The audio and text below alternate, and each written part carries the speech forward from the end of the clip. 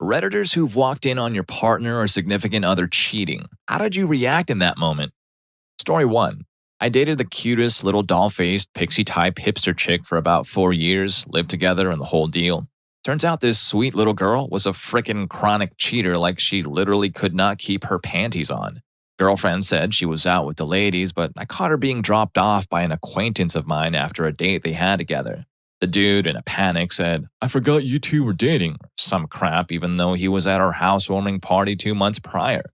I guess she had left her phone in his car, so he drove back to our house to give it to her. I answered the door and he looked stunned. I wasn't supposed to be home, as was I. My girlfriend ran to the door and stood between us, and I could hear her breathing, and it was different. Like I could hear the panic in her lungs. She started talking real fast, trying to explain to me why this guy, I only ever see at parties and stuff, had her phone in his car, and he just stood there trying to go along with it.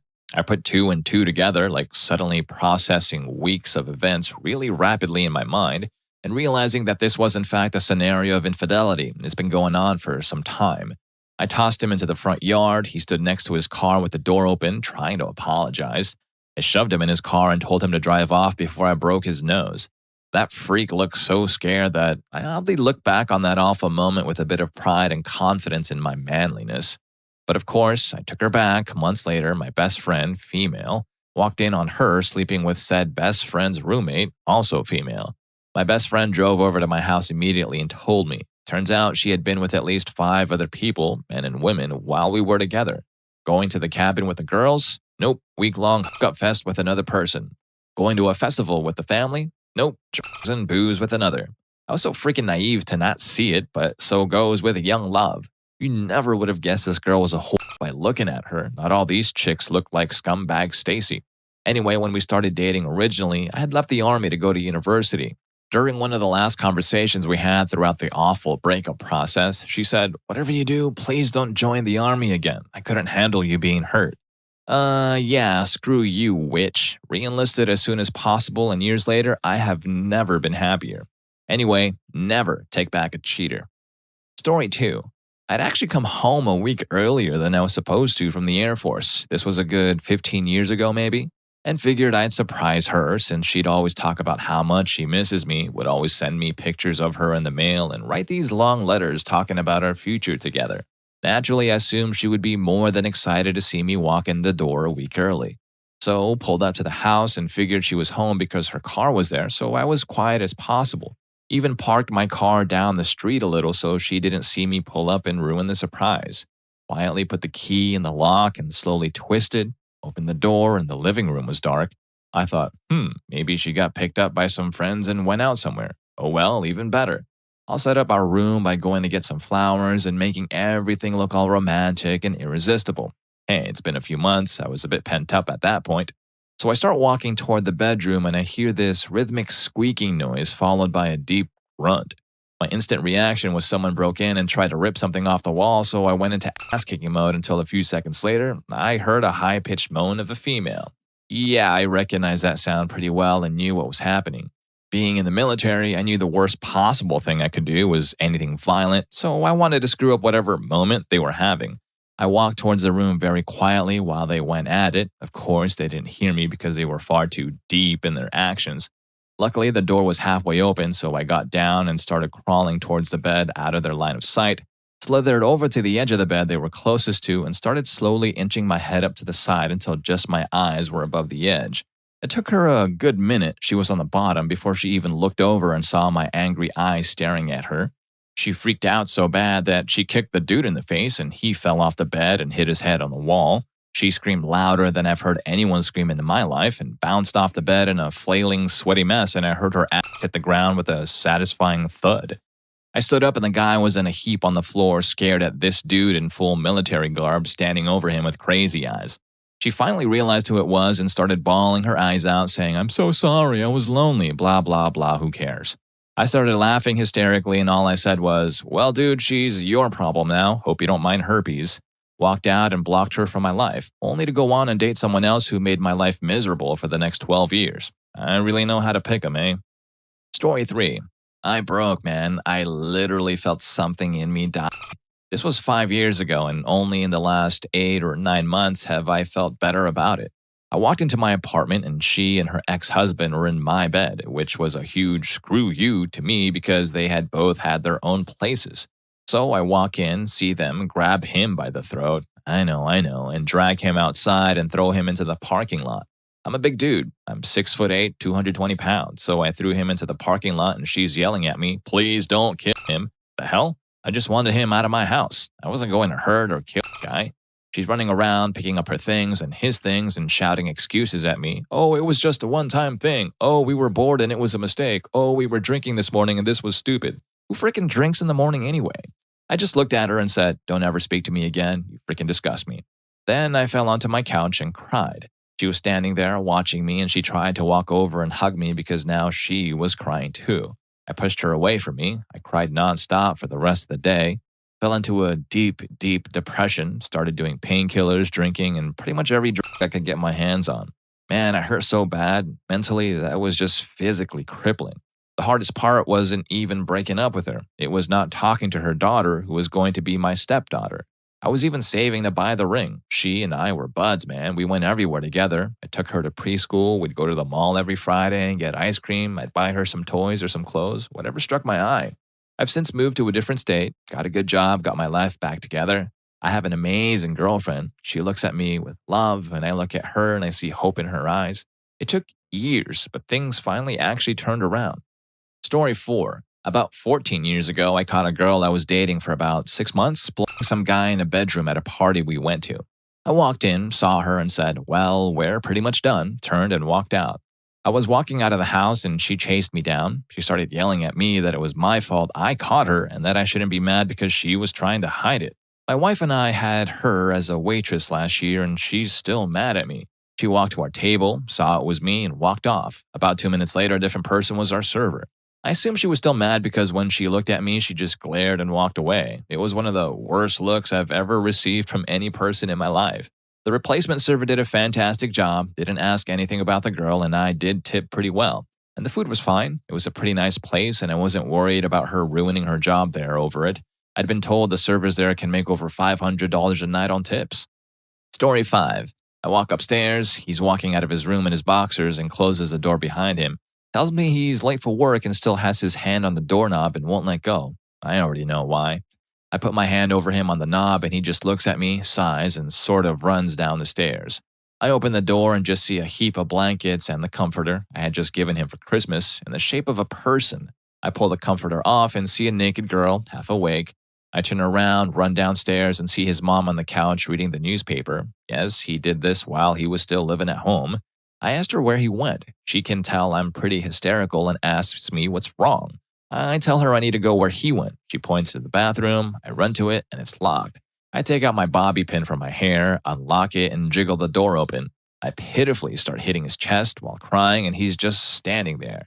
Then I realize I just need to get the hell out of there, so I run for the front door, but his mother, totally unaware of what's going on, is standing in the door frame, not letting me by until I tell her what's wrong. I ran under her arm and out the door to school. Ugh, one of the worst memories ever. Side note, his mom kicked him out after she realized what happened. Story 6. This wasn't me, but rather was one of my best employees at the company I ran. So Hank was a hardworking guy who preached at church on Sundays but did odd jobs throughout the week to make ends meet for his wife and 3 kids. One day, he comes home early and finds his wife in bed with her lover. He opened a drawer, drew his pistol, and put a few rounds into each of them. She survived, he didn't. Manslaughter was a 10-year sentence, but he tells me with good behavior he only did about 8. She obviously has a restraining order against him for the rest of his life, but she lets him see the kids at Christmas. He was a pretty good worker, but when he stared into my eyes and told me he wasn't digging a hole with a shovel, I decided to give him other jobs. Story 7. Not exactly me who caught her, but a friend of mine who lived in my building sold weed, and as a precaution, he had security cameras set up to watch our front door. He had me come over and watch the footage one night. He tells me that when I go to work, some big black guy knocks on the window and my then girlfriend lets him in. Sure enough, we watched the video and for several days he had recorded like clockwork. I go to work and about half an hour later, here comes a dude knocking and her letting him in. I decided that the next day I would skip work and leave like normal, but catch them. I left for work, but instead went to my friend's apartment and watched the video. After a bit here came the dude knocking. After she let him in, I waited about 15 minutes, then quietly went back. I snuck in and there they were in the living room, him on the couch, her on her knees. I freaked him out and he jumped up and left and she cried and said she was sorry and had a problem. Turns out the dude was a crack dealer and she was sucking for crack. She told me it was only once and a mistake. I told her my buddy had it on video for at least a week and she says, he needs to mind his own freaking business. I promptly kicked the witch out and thanked my buddy for saving me from a terrible situation. Story 8. I walked in on my long-time live-in boyfriend and my really good friend having sex in my bed. It was so strange with like zero emotion. I just walked through my bedroom and started pulling my clothes out of the closet in silence. She was mortified, apologizing. I said, don't worry about it, he's your problem now. Packed up everything that was important to me, walked out and never came back. Moved in with my girlfriends and my life changed radically for the better. He wasn't an evil person, just a profoundly stupid loser that I thought was cool when I was 16. He was 21. We lived together for 2 super lame years. She did me a gigantic favor. She went on to have multiple kids by multiple fathers. She hooked up with her other best friend's fiance. She was super trashy. After having all of those kids, she wound up going back to and marrying my ex, who now supports those kids on his Walgreens stock boy wages, the same job he had when I met him nearly 30 years ago. I wish them both well, and I'm so glad I'm not either of them. Seriously, I'm so happy that they hooked up that night. We would have broken up eventually, but I might have wasted a few more years on that giant null of a relationship. Story 9. Was dating a guy who lived in the same apartment as me, don't crap where you eat folks, named Dave. He was dating this girl Cara when we met, so we were only friends, but we just had this chemistry between us that was insane. A couple of weeks later, he broke up with Cara. A couple more weeks passed and he kisses me. We started seeing each other more often after that. There was a big football game on, probably an FSU game, and we had about 10 people over to watch it. Dave was running late because he had to work late. He walks in the door and one of his buddies yells, hey man, how's cars? I look at Dave, he looks at me, I turn to the TV and sit there for a couple of minutes, then I left.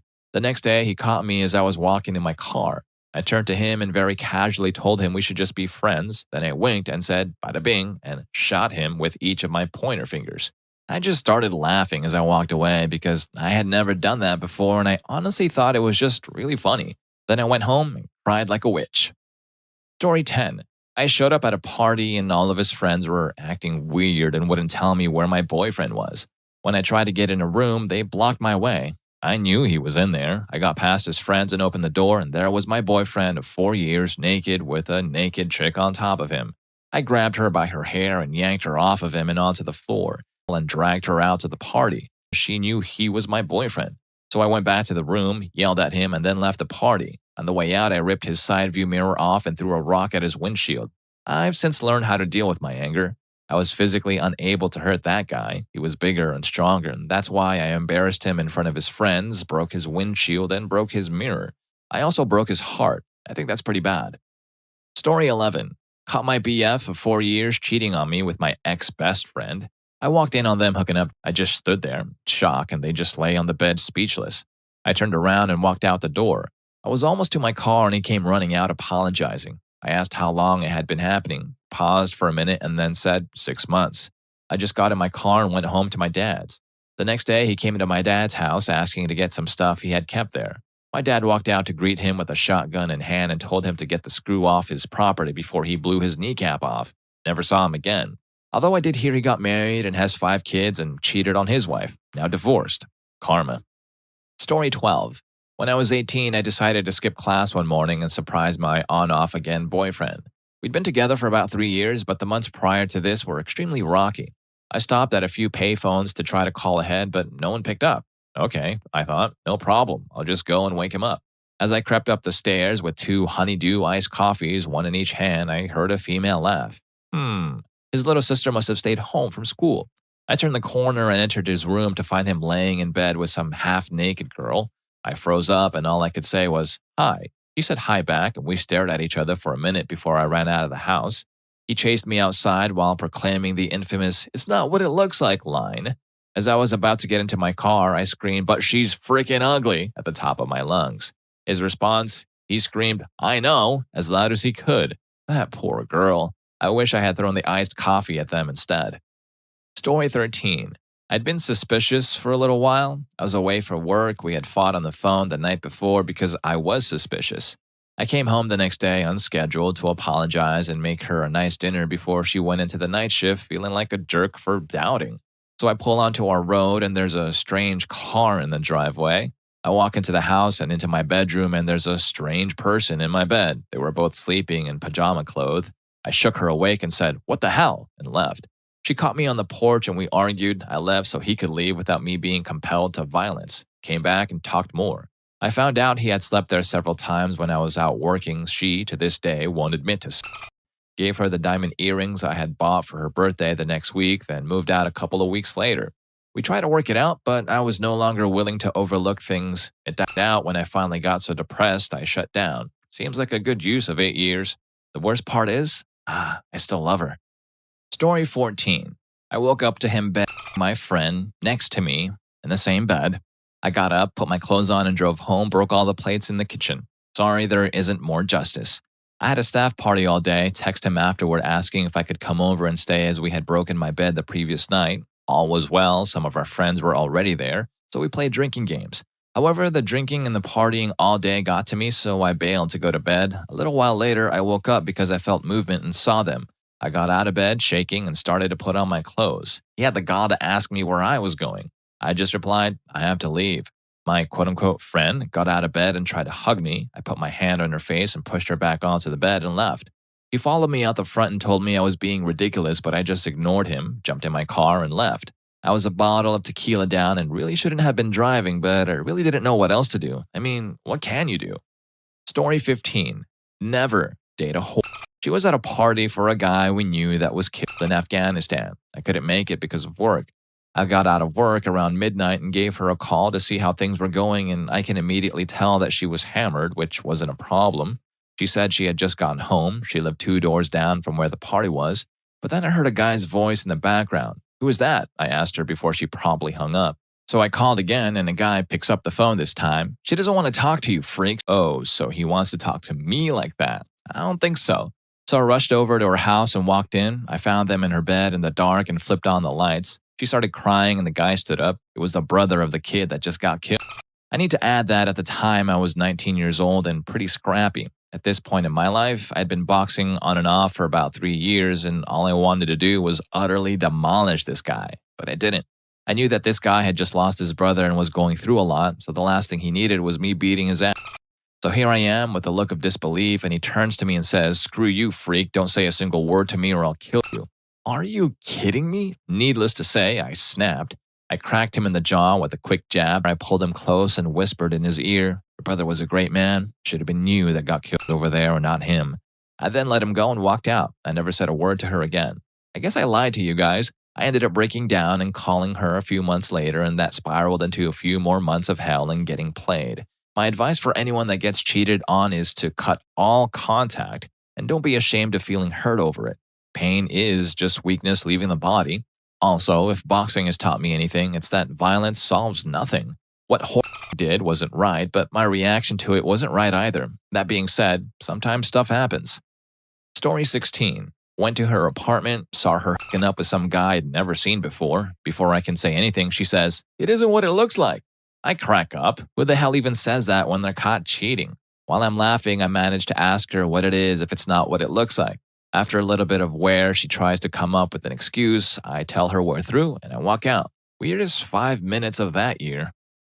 Former cheaters. How were you caught by your significant other? I returned to town a day early and planned to surprise my partner at work. Instead, I found him having an intimate moment with another secretary. He didn't notice me, so I took a quick photo and quietly left. I went home and called my friends and family. They came over and helped me pack up all his belongings and change the locks. I dropped his stuff off at his mother's house. I sent him the picture of him and the other woman and let him know that he and his things were now at his mother's place. The house was in my name and all the documents were mine. He never received mail there. He lived paycheck to paycheck and I paid all the bills, so I wasn't sure what he spent his money on. He spent the next few weeks pleading with me to take him back. He bothered my friends, showed up on my job, and even made a scene in front of the house. Eventually, he got tired and stopped. I have no idea what happened to him after that. I haven't seen or heard from him since. So her ex thought he could two-time her with the office secretary? Classic case of spreadsheets turning into spreadsheets. Guess he wasn't prepared for the audit of a lifetime. Story 2. Another story, not mine but my wife's. We started drifting apart and we had planned a trip to visit my grandparents who live in another state. A month before the trip, she told me she wanted to cancel it and go to a family reunion on her side in a different state, and she wanted to go alone without the kids. I thought it was strange because wouldn't you want to introduce your kids to a family they've never met? Since we were growing distant, I just said, okay, fine, go.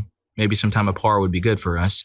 She came back and suddenly wanted to move across the country for a hospital job offered by a distant aunt. She didn't even ask if I was willing to move. I told her to do what she needed to be happy, but she couldn't take the kids. After a few days, she realized she couldn't leave without seeing the kids, so she begged for my forgiveness. I forgave her. Over the next month, we grew even more distant than before. I had lunch at work and decided to go home. When I got home, no one was there, so I looked through her computer. I found pictures of her with a man she met in Zynga Poker who lived in the state where her supposed family reunion was. I've never had a panic until that day. I thought I was having an emergency and had to call my neighbor to sit with me. I took pictures of everything I found. Other pictures, emails, and Facebook messages. I waited until the kids were in bed and showed her all the evidence I'd gathered. It was not a pleasant day. I guess the only reunion your wife was interested in was the one with Mr. Zynga Poker Stud. Hope he has a better poker face than she did. Story 3. My ex, many years ago, was not very smart. She knew that I had many friends who lived in the same neighborhood as her ex, whom she had left a couple of months before dating me. She always told me she was going to a friend's house to study, and I had no reason not to believe her, until one day she wouldn't answer a single text. I'm not the kind of person to text a lot. I'll text you, and if you don't reply, maybe I'll text you again 2 to 3 hours later to make sure you got my last message. If you still don't answer, then I'll just talk to you when you feel like it. So, I was at my friend's house later that night, having not gotten a reply from her in maybe 12 hours. My friends and I decided to go outside and make a barbecue in his backyard, and I noticed her car in the driveway of the house behind us. I didn't know it was her ex's house, but it was the wrong neighborhood for her friend's house. I called her sister and asked, "Where's your sister?" She said, "Oh, she's at Stacy's house." Well, I must be seeing things because I'm looking at her car right now, and this isn't Stacy's neighborhood. Her response was, So I hung up and asked my friend who lived in the house we were at, "Who owns the house behind you?" He said, "Oh, that's Jake's house." I called her phone, but it was off, so I just enjoyed the rest of my time there and didn't worry about it anymore. It was clear that the situation was what it was. About 2 hours later, I got a call from her saying her phone was on silent for study purposes and asked if I wanted to come over. I said, sure. I arrived at the house a little later and she got into the car. As soon as she shut the door, I asked, "How was studying with Stacy's?" She gave me a made-up answer, not knowing I was aware of the truth. After she finished lying, I said, "That's strange. It must have been a long walk from Jake's house." I made sure to watch her face as I said it to see her reaction. She knew I knew but wouldn't admit it. Here's a summary of our conversation. We were just talking things out. Why would it be okay to go there to do that if you have a boyfriend? What needs to be talked about? We've been friends for a long time before dating. I just can't stop talking to him. So you thought it was logical to lie to me about going to Stacy's house? It's 11 p.m. and you've been talking it out since 10 a.m. I tried to reach you a couple of times too. What did you guys do? She wouldn't answer or look at me. I told her to get out of the car and drove off. She had broken up with him the first time because he was dangerous and didn't seem to want to improve himself. About a year after I drove off, she called me, asking if we could try and make it work again and if I'd like to get together for dinner. I said yes and arranged a date at a nice restaurant for Saturday at 8 p.m. I told her about the dress code since it was a fancy place. I'm not sure how long she waited because I didn't go. Her wanting to try again with a fancy dinner date after everything that happened shows she might not fully grasp the weight of the situation. It's like trying to fix a broken vase with just a smile and a sorry. It's not enough to make it whole again. Story 4. I lost my job because the company closed, and my wife panicked. She said she needed a long vacation to clear her mind. She wanted to go alone and got her parents to buy her a ticket to Europe for a month. I supported her decision, thinking it would be good for her to have time to herself and reflect. I was sure she'd feel better after some time away. Our relationship got worse while we waited for a trip, so I thought she needed her space sooner. I started sleeping in her guest room apartment above the garage. One day while she was at work, I went to the house and noticed a new webcam on her computer. I turned on the computer and checked her email, only to find out she was planning to meet a guy in Europe. They'd been exchanging explicit photos and writing romantic scenarios about their first meeting, which included some encounters.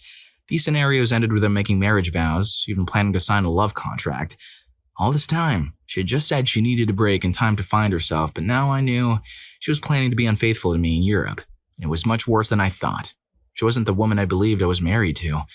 I've hired a divorce lawyer and I'm moving forward with ending our marriage. I don't want her back at all. She can deal with the consequences of her actions. We've been married for 8 years and I've been the most loving and devoted husband possible. This betrayal has left me needing therapy because I'm afraid I won't be able to trust anyone ever again. Story 5. I wasn't the unfaithful one, but I was the other guy in the situation. I met this girl and we were both very interested in each other. We started dating.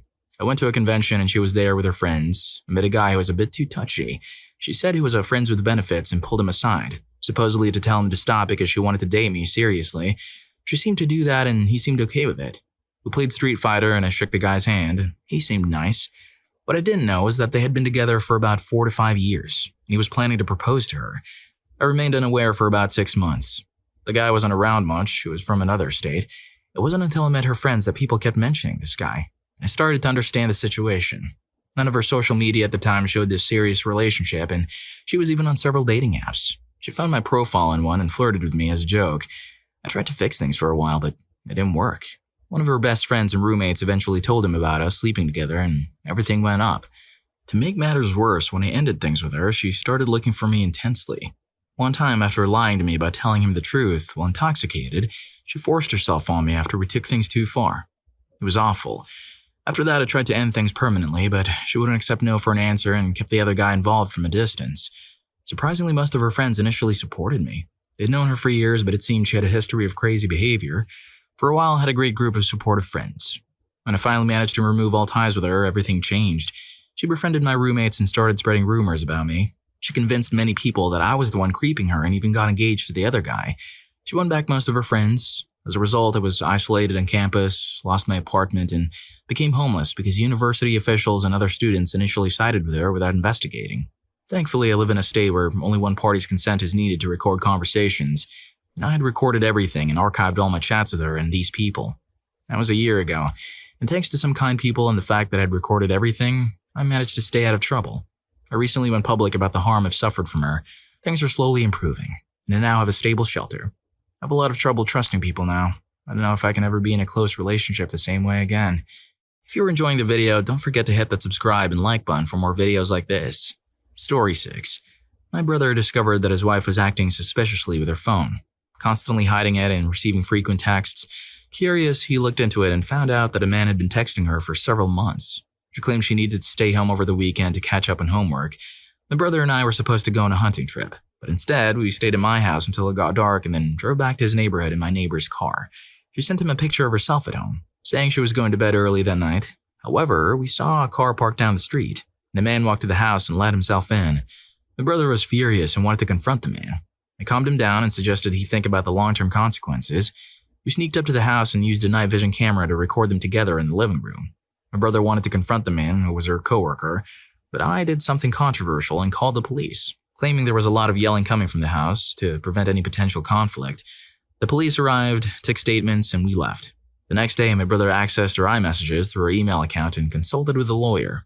We provided the lawyer with the messages, and when we returned from our hunting trip 5 days later, he called her out to see something impressive. When she came out, he handed her divorce papers and asked her to leave the house. She had the police stand by while she collected her belongings a few days later. The house was his before they got married, so she only kept some items they had bought together in her car. They had no children, and the prenup ensured she wouldn't receive alimony, as he earned significantly more than her. The man she was involved with had a criminal record. We saw her a few months later and she tried to talk to my wife, expressing that she missed my brother and was sorry. Her relationship with the other man ended shortly after the divorce. Story 7. My wife had been acting distant for a while. I'd been married for 5 years, getting married at a young age. I started to suspect something was wrong when she stopped being intimate with me. We took a romantic trip to Florida, a month into her distant behavior, which was in October. We never were intimate during the vacation, and alarm bells started ringing loudly for me. I began watching her actions and noticing passive-aggressive comments. I asked her who she was texting, and she said, "A security guard at work is my friend. He asked for my opinion on how his bedroom was decorated." I thought it was inappropriate, and it led to a big fight. For 2 months, we talked for 2 or 3 hours every night about what was wrong with our relationship. It was always my fault, never anything she had done. I finally confronted her, telling her I thought she was being unfaithful. For months, she denied it. I trusted my beautiful wife because I loved her so much. In January, she was suddenly fired from work, with no explanation given. I found out through a friend that the security guard had also been fired in the same day. It turned out he had mishandled a guest. My wife defended him, leaving the company open to a lawsuit, so they fired them both. Finally, in the last week of February, I hired a private investigator, or PI. I know it's unethical, but I felt I was out of options. Within half an hour of me leaving for work, she was at his house. The PA detailed their day and spent 6 hours following them. I confronted her that night and she lied about it. I presented the details of their day and her face dropped. I packed my things and left the next morning. It was the hardest decision I ever made, but it was necessary. Her relationship with him lasted 5 months before she kicked him out. It turned out he'd been aggressive, starting a week after we separated. We were separated for 8 months. We both did a lot of reflecting and growing up. I realized I had been a bad husband, and she realized she had been a terrible wife. We spent the next few years focusing on important things in life, like friendship and understanding. We used to fight about chores. Now our only arguments are about which movie to see or where to eat. We've been back together for 5 years and have never been happier. She encouraged me to get my degree, and I encouraged her to get hers, but she will finish in a year. Story 8. My roommate and his high school sweetheart were together for 7 years. They were engaged and buying items for their wedding. She was secretly seeing her ex for 4.5 months. During this time, she took her bridesmaids to choose dresses for the wedding, selected a honeymoon location, and did other things you would do if you were serious about getting married, like buying a house together. One of my roommate's friends saw the fiancé on a date with her high school ex. This guy had been a problem when my roommate and she got first together and had been arguing in high school because of it. The friend told my roommate about the date and he discovered how long it had been going on and was furious. He was moved out of the house and the relationship ended. Her family came the next day to collect her belongings.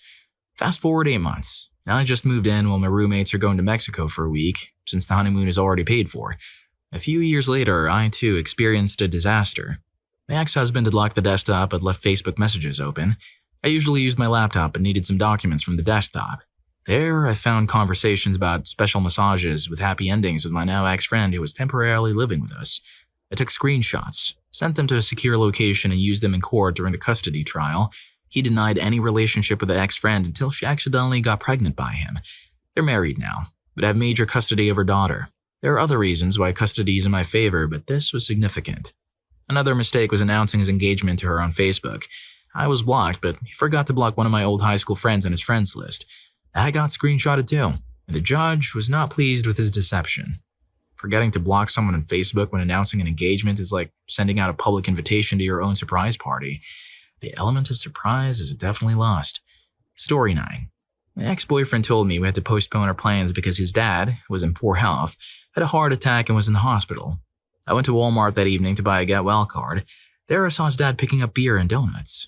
I left the card on the shelf and walked away. The next morning at work, I told a coworker about it, and she said, "I saw your ex at a margaritas party last night. They were getting a little too close." Things became messy and full of drama. I was moving back to college in a month, so after a few days of emotional turmoil, I let the drama fade away. I was young and felt more stupid for being gullible and betrayed than heartbroken. My second ex, with whom I had a 3-year great relationship and loved deeply, was caught right before I was supposed to graduate from college. A coworker or student of his exposed him. She had over a month's worth of gas receipts, pictures, and messages showing he had taken this girl to Illinois and other places. I ended up not finishing until another semester and still didn't complete my student teaching. I graduated with a general degree in my field. He told me about a girl who worked with him at Olive Garden, calling her a troublemaker who enjoyed breaking couples up. Fast forward about 6 months, he was growing distant, coming home to grab his laptop and study for hours, ignoring me. I planned date nights, but he would sulk or say he had to work. I became depressed, suspicious, and exhausted. I didn't look for evidence, even when he came home late smelling of cigarettes, which he didn't smoke. I found out the week before Thanksgiving that he was cheating. A girl he worked with sent me a message on Facebook with a lot of evidence. She asked me about dinner at an expensive restaurant, thinking I was the one he took. I had no idea what she was talking about as I had been performing with an orchestra that night and had my senior recital the next night. She finally sent me an email that turned my life upside down. This girl, who was not attractive, uneducated and obviously troubled, had been kicked out of her boyfriend's house and was staying in a rundown motel with my ex. She knew about me, that we were living together, but didn't care. She was pregnant with another man's child, which I found out later. I almost didn't believe it. I confronted him, but he didn't acknowledge much, saying he was trying to keep our relationship stable to avoid a messy divorce. He packed a bag and left, expecting me to wait for him to get whatever was bothering him out of his system. Story 10. I was living in an apartment owned by his parents who were unaware of the situation. I fell apart completely.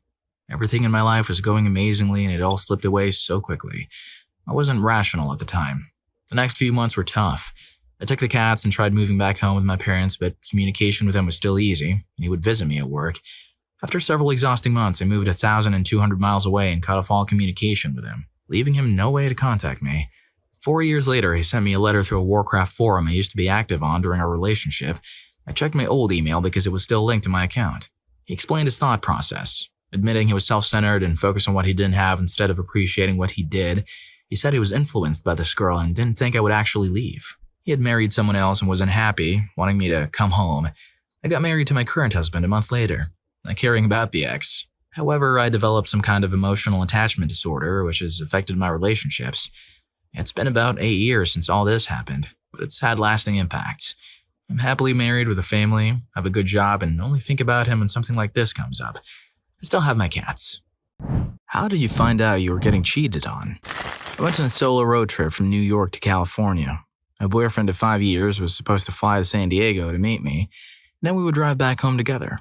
I picked him up from the airport and we used his phone to find directions to a restaurant reservation. While doing this, he received a notification from a social media app that he must have forgotten to delete. I asked him about it, and he quickly grabbed his phone and deleted the app. He told me that reading the conversations he had been having with other women would only hurt me more. And since he assumed I was going to break up with him anyway, he wanted to avoid the embarrassment of being exposed. I made him call his mother to arrange for his belongings to be moved out of our apartment. I told him to find his own way back home, and I continued the road trip without him.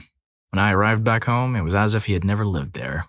That's exactly how I wanted it. Wow, that guy was a coward.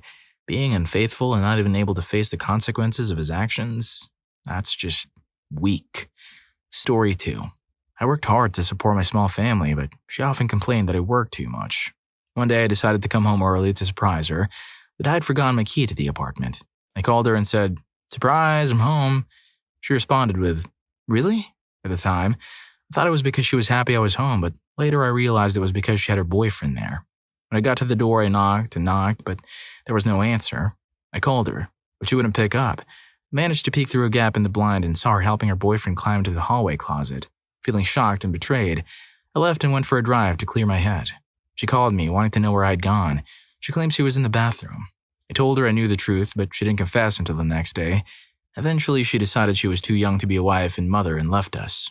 I was only young at the time and suddenly found myself a single parent. Story 3. I was working late, finishing up around 1 a.m., and I always called my ex-girlfriend on my way home because she would stay up to hear about my day. I asked her what she was doing. She said she was laying in bed, but I could hear people talking in the background. I believed her at first, but her house was literally on the same street it took to get home, and her car wasn't parked out front. So I decided to stop by and sent her a text saying I was on her front porch and that she should come out to say hi. Her mom happened to be awake and saw me on the porch. She came out and said, "She told me she was with you." It turned out that my ex was with my best friend, who had lived with me for 4 years but had recently moved out. Story 4. Her roommates called me and asked if I could meet them for lunch, saying it was important. I agreed and met them, and they told me something that shocked me. They revealed that she had been cheating on me with her ex-boyfriend the entire time I was away on deployment. They showed me photographs as proof. This was back when they had to get pictures developed at a store. They said I was a good man and that I didn't deserve to be treated that way. They'd gathered my belongings that morning while she was at work and gave them to me. Feeling betrayed and angry, I drove straight to her workplace, walked up to her and showed her the pictures. I demanded that she return the engagement ring to me. She gave it back without much argument, and I left without saying another word. Later, she called me, yelling about how I had conspired with her roommates and trying to make it seem like it was my fault. She asked why I had met up with them. I calmly replied, "It's called respect and closure, and it sounds like this." And then I unplugged the landline phone. I waited an hour, plugged the phone back in, and called the phone company to change my number. I never heard from her again after that. The whole experience was incredibly difficult for me, and I'm truly grateful for her roommates and the friends who supported me through what was probably the darkest time in my life. I can't imagine the experience those roommates must have gone through after they did that. That ex sounds like the kind of person who would try to get back at them for that. Story 5. She seemed really uncomfortable whenever I saw her messaging certain people or opening Snapchats from them in front of me. Then a few of my friends contacted me and told me who these people were and what she had been up to. I was with her at the time and she started crying, claiming she didn't know those people and making other excuses. Later that night while she was asleep, I checked her phone because it was going crazy with notifications. I found a guy calling her and sending her photos, asking if she could find some time to send some back. I looked further into her phone and discovered that this had been going on for well over a year. She had been meeting up with her exes and sending photos. She even went to meet a guy while I was at her house, pretending she was just going to the shop. I tried to wake her up and moved her out, but she refused to leave. A few days later, she was already involved with my friend and had a new boyfriend, even though we had been together for almost 2 years. It's been nearly 4 years since then, and I haven't felt the embrace of another girl since. Story 6. My fiancé and I shared a bedroom wall with another tenant. Our apartments were separate but right next to each other. While I was at work one day, the tenant from the other apartment complex texted me, asking if my fiancé and I could keep the noise down, especially the noise coming from our bedroom. I texted back that I wasn't home. I was at work. The tenant then replied that someone was in the room with my fiancé and it wasn't me. I left work immediately. I ran home as I was only a 15-minute walk away. Living in Wellington, New Zealand, when I arrived at the apartment, I found my fiancé and he was in our bed with one of his employees. I packed up all my things and moved out that very night while he was at work. We never spoke or saw each other again. I left the country shortly after that incident. Story 7. I was feeling bored at work one day and decided to log into Facebook, which I hadn't done in a long time. As I browsed through my notifications, I saw a message from a year ago that I hadn't noticed before. It was from someone I didn't know, claiming that her boyfriend had been with my then-girlfriend. I didn't believe the message and asked my girlfriend if she knew this girl. She said she didn't. I told the girl who had messaged me that I didn't believe her story. However, her ex-boyfriend, the one who had allegedly been with my girlfriend, messaged me with proof. It turned out that the incident had happened right before my girlfriend got into pharmacy school. I had moved with her to a city I didn't want to live in, working 2 jobs to support us both. When I got home, I confronted my ex-girlfriend with the evidence. She admitted to everything. I asked if there had been anyone else, and she confessed she had cheated multiple times with multiple people throughout the 5 years we were together. These were friends of hers that I had met and helped out on several occasions.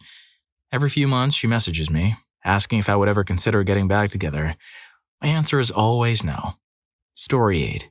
My college girlfriend told me she was hanging out with her friend Kenny. I knew Kenny a little bit, and since I was a trusting person, I didn't suspect anything. A couple of days later, I was helping her put her laundry away when I found Kenny's shirt. She tried to explain it away as something innocent. I gave her the benefit of the doubt. I didn't believe that someone who was cheating would be so careless as to get caught so easily. Still, I was a bit suspicious. So I casually mentioned this to a mutual friend of ours, the girl, Kenny, and me. To my surprise, they said, "Yeah, she's definitely involved with Kenny, and it's been going on since the start of your relationship." Apparently, everyone knew about the affair except for me. My friends just didn't know how to tell me. Looking back, I still believe that the pain of my friends not telling me about the cheating was worse than the actual betrayal by my girlfriend. Yep, those are not good friends. They're more like enabling friends. If you have friends like that, run. Story 9. My husband came home one day and, out of the blue, said he didn't want to be married anymore. I was completely devastated because we had a daughter. And I was just about to finish my undergraduate degree. I couldn't imagine how I would manage as a single parent. I called my best friend, hoping for some sympathy and support. However, her response was, "What a cheap guy. How dare he cheat on you? He's such a jerk." Feeling betrayed, I asked my husband to leave. For the next 2 weeks, I started receiving strange hang-up calls around 3 a.m. every night. This was during the time when landline phones didn't have caller ID, so I had no idea who was calling. It was very unsettling. Eventually, I discovered that my husband had been cheating with none other than the best friend I had called that day. I figured it out when I heard her parrot in the background of one of the hang-up calls. I wasn't sure who I was angrier with, her or him. In the end, I decided they both deserved my disdain. Getting divorced was one of the best decisions I ever made. It was like a weight had been lifted off my shoulders. 2 years later, I met my soulmate, who adopted my daughter. This wonderful man elevated my daughter's life, and in her eyes, demoted her biological father to what she still refers to, 35 years later, as the donor. Story 10. I installed an app on his phone that could retrieve all deleted text messages within the last 90 days. This was after an incident where I was using a MacBook that we shared for work, and he received an iMessage that said, "Okay, this is our story. If they ask why I sent you a picture like that," it turned out that a woman he worked with had sent him a suggestive picture, and their coworkers, who also knew me, had seen her do it. They must have made up a story to cover it up. When I confronted him about it, he called me crazy and insisted that he loved me more than anything and couldn't even think of another woman in that way. I also confronted her. She swore that nothing had happened between them and that they were just friends, but I couldn't shake my suspicions. Later, I ran into her and greeted her in a friendly manner. We chatted for a bit, and as we were saying goodbye, she told me, "He's a really bad guy, I hope you know." I smiled, hugged her, and went on my way. I hope she's doing well. I don't regret invading his privacy because it gave me the strength to leave him. Story 11. I started noticing some strange behavior from him, and I asked a few times if he was okay. He said everything was fine. So we continued as usual. One day I forgot to take my medication and felt really awful at work. I called him to ask if he could bring my meds to me since I couldn't leave to get them myself. He simply said no, and that was it. I was taken aback and asked if he was okay, but he didn't respond. Something was telling me something was off, so I asked him out of the blue if he still loved me. He replied, "No, I'm sorry," and hung up the phone. I sat at work for the next 3 hours, just crying. At the time, I had a child from a previous relationship, and we had a baby together. We had been married for 11 months and had been together for 3 years. About a week later, while I was still trying to understand what had happened, I got the cell phone bill and actually looked at it for once. There were so many calls to and from the same number in his line. Calls that started 5 minutes after I left for work and others that went from 3 a.m. to 6:30 a.m. I checked the previous month's bill for that year, and it turned out that for the entire 10 months since my son was born, he had been with another woman daily. I called him, but he didn't pick up. So in my emotional state, I yelled at his voicemail. We were taking turns staying in our home with the kids while I looked for a new home to buy. His mother also lived in the home and would visit once a week to do yard work and see the kids. When he didn't answer my call, I went outside and, in my wisdom, started yelling at his mother about the cheating. She listened until I broke down sobbing, and then she held me. I still love his family. The day after I moved into my new home, his girlfriend moved into our old home. She quickly stepped into the role of mom and wife in the family home. They had a child together, but he's not with her anymore either. He's a great dad to his son and would do anything for him. My oldest didn't have a relationship with his father, so he asked if he could stay with his brother during visits. It was hard, given the circumstances, but they loved each other, so he went for visits too. His mom and sister both told him he was messing up a good thing and needed to get his act together. I didn't expect that, but it was honest. 18 years later, I've been happily married for 15 years and have 2 more sons. I never would have guessed things would turn out so well. We always put our kids first after the divorce and still get along today, despite the past. Story 12. It's kind of funny to think about now, but we had just enjoyed a lovely evening at home with a homemade dinner and some games. We were relaxing on the couch, watching some late-night TV shows that weren't very serious. I don't know if anyone else watches this show, but in my area, Cheaters was a show I'd like to watch occasionally, just for fun. We were in the middle of an episode when he said he wanted to go to the gas station to get some snacks and drinks. I believed him without any suspicion, so after he left, I got a message from him confessing that he had cheated on me with a coworker. It came out of nowhere. No signs, no big changes in his behavior, nothing. At first, I thought he was joking, so I kept teasing him and not taking it seriously. But he kept insisting that it was true. Even though he said he was sorry and wanted to stay married, he didn't stop seeing this other person. The cheating went on, many times. In the end, he decided to leave on his own. That was the best thing he could have done for both of us. Wherever you are now, Tim, I hope you're happy and that you've changed from the person you were when we were married. I never want to see or hear from you again, but I'm a very different person now. Happier, healthier, and more fulfilled than I was when I was with you. I hope you find happiness, love, and respect in your life, and please stay away from me and my family. Story 13. The first time I found out, I was searching for something related to my kids in my email when I stumbled upon a message that left me devastated. I spent the night crying, sitting there, unable to process the pain. The email was from her, and it said, "I love you. I want to be with you every second." The second time I discovered her infidelity was after we had another child. She came home crying, saying she was sorry. I was naive to think, even for a moment, that the cheating had stopped. The only reason she confessed was because the guy, who was her boss, had a breakdown and told all of her colleagues about their affair. As a result, she lost her job. Deep down, I knew the cheating had been going on almost since the beginning of our relationship. Every now and then, I'd see a message that hinted at it. I kept hoping it would stop, thinking that the consequences of continuing such behavior would be too severe for both of us, but she couldn't seem to control herself. I haven't been the same since I found out. It feels like my romantic life ended the day I met her and fell in love with her. We're still living together because moving out would mean ruining our lives and the lives of our children. We don't fight, we're just friends now. I think about the betrayal every single day. Story 14. The girl who my ex-boyfriend cheated on me with managed to become part of our friend group. One night she was at my best friend's house for a sleepover with another friend. I wasn't there because I had to work early the next morning. My friend noticed something strange between this girl and my ex. So, while the girl was asleep, my friend checked her phone. The phone wasn't locked. My friend found messages that proved the girl and my ex were cheating. The next day, my friend told me what she had found and even showed me some photos as evidence. That was the end of my relationship with my ex. Our 4-year relationship was over. What made the situation even worse is that my best friend and this girl were considering dating. My ex was also part of our friend group, so the cheating caused a lot of issues that were hard for everyone to deal with. Story 15. My ex-partner was working abroad when I received a call from her employer. She had been in a car accident and needed to be flown to a different location for surgery because she was in a remote work area. Her employer paid for my international travel so I could be at the hospital when she came out of surgery. She spent 2 weeks in the ICU and then in recovery. A day or two after the surgery, when she was awake and able to talk, I felt like something was off. It wasn't just because of her medical condition. After those 2 weeks, I was unpacking her things after getting her home. I was checking what I had packed for her at the hospital and what might be missing. I noticed an external hard drive was missing. While she was sleeping on the couch, I was making the bed and felt something tucked between the mattress and the box spring. It was the hard drive. I looked at its contents and found all the evidence I needed of her infidelity. To make matters worse, the person driving the car was the person she was having an affair with. I did mention the ex part, right? Good. Good riddance. Story 16. The guy she cheated on me with didn't even know I existed. I was out of town visiting my dad in Boston when he sent me a message on Facebook. He told me he was sorry that he had no idea about me. He said he was hammered that night and woke up before her. When he used the bathroom, he saw my bathroom kit. She tried to tell him it belonged to her roommate, but they lived in a one-bedroom apartment. He got suspicious and found out she was in a relationship with me. It was a real stand-up thing for him to do. I didn't feel any anger towards him. In fact, I felt the opposite. He even invited me out for drinks and said he'd pay. I politely turned him down. Thankfully, we only had 6 weeks left on our lease. Those were the most painful and awkward 6 weeks of my life.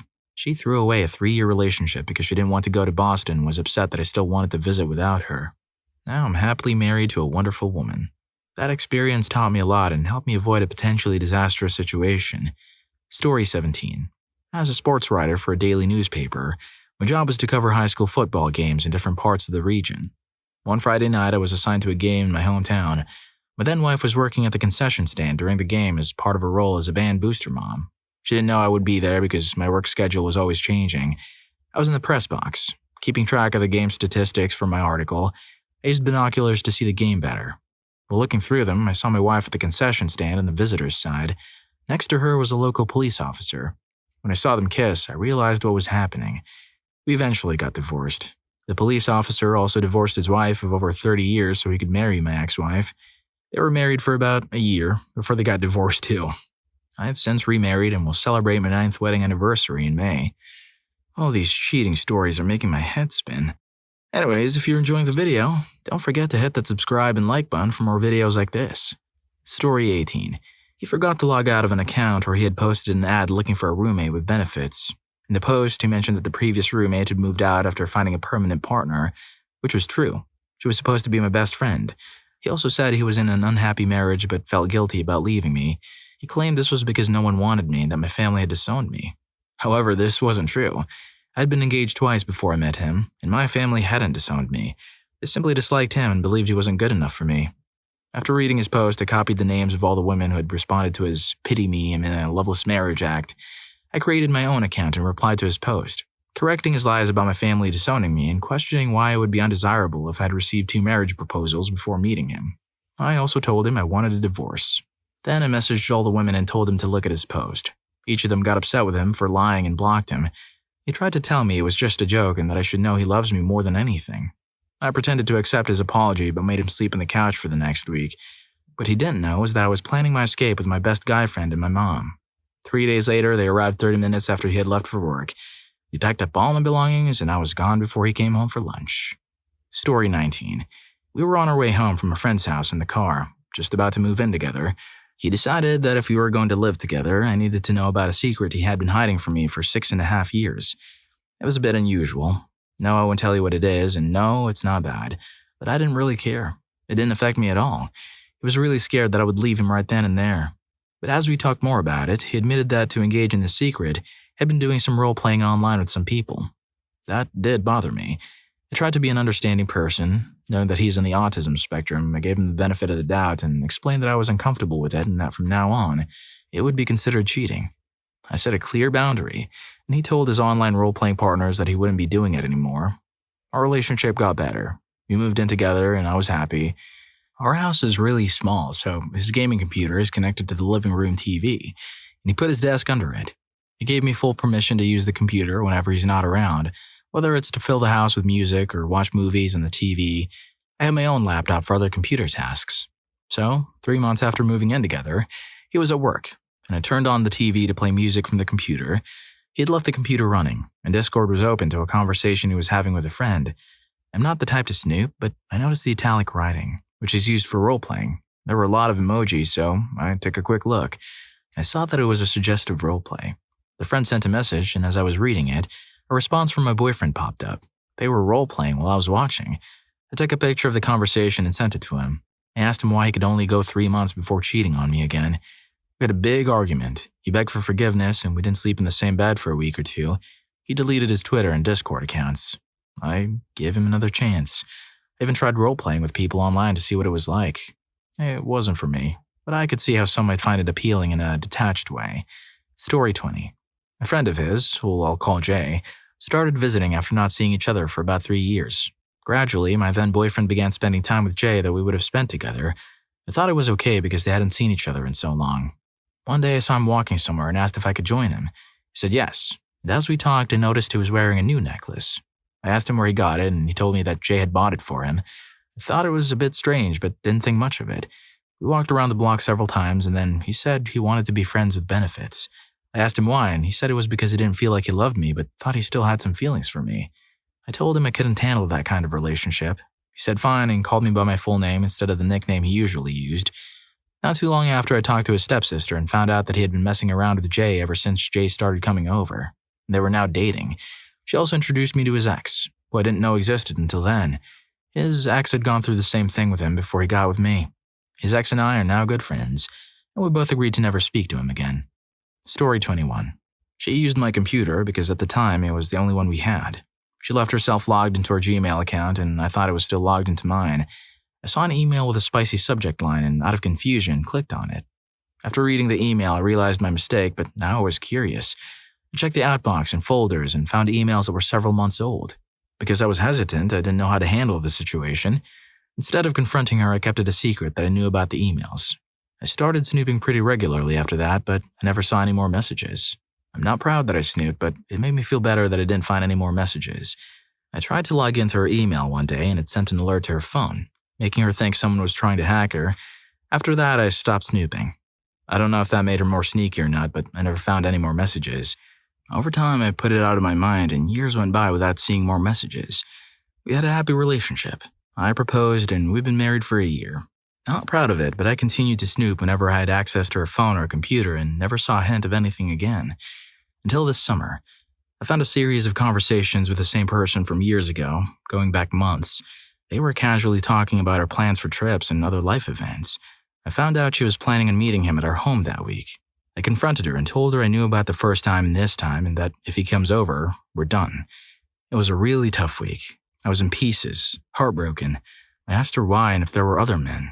She confessed it was the same person, someone she met when she was young and going through a lot of emotional struggles. She told me he made her feel special and needed, but he only contacted her when he wanted something, creating a cycle of need and then emotional struggles. We had a long conversation, and I learned more about her than I had during our entire relationship. I learned about her experiences and how she was manipulated. She said this guy made it feel different, and it became an attachment she couldn't shake off. I told her I'm willing to reconcile because I love her, but it has to end. And if I ever suspect anything like this again, we're through. She said she realized that everything she was seeking, she found in me, but she didn't know how to open up about her past to me. We've been in couples therapy, and I feel like we've made a lot of progress. She's more open and free with her feelings because she knows I won't dismiss them. We talk more and are more intimate with each other, more often. We're making progress, and I truly believe she regrets it. Maybe I'm too soft, but I don't want to lose everything we've built in this relationship without at least trying. She seems happier now that her secret is out, and we can talk about it more freely. She's also pursuing individual therapy to help her with her own issues. I hope that in time we can put all this behind us and have a happy future together. Story 22. This story might seem a bit immature, but it was the first time I experienced something like this with a girl I dated for 4 years. It all happened during our final year of high school. She posted a picture with another guy on Instagram. They worked together, so at first I didn't think much of it. Then she posted him as her Man Crush Monday on social media. If you remember those trends. A couple of hours after I saw the post, she called me. She wanted to go to a movie with him.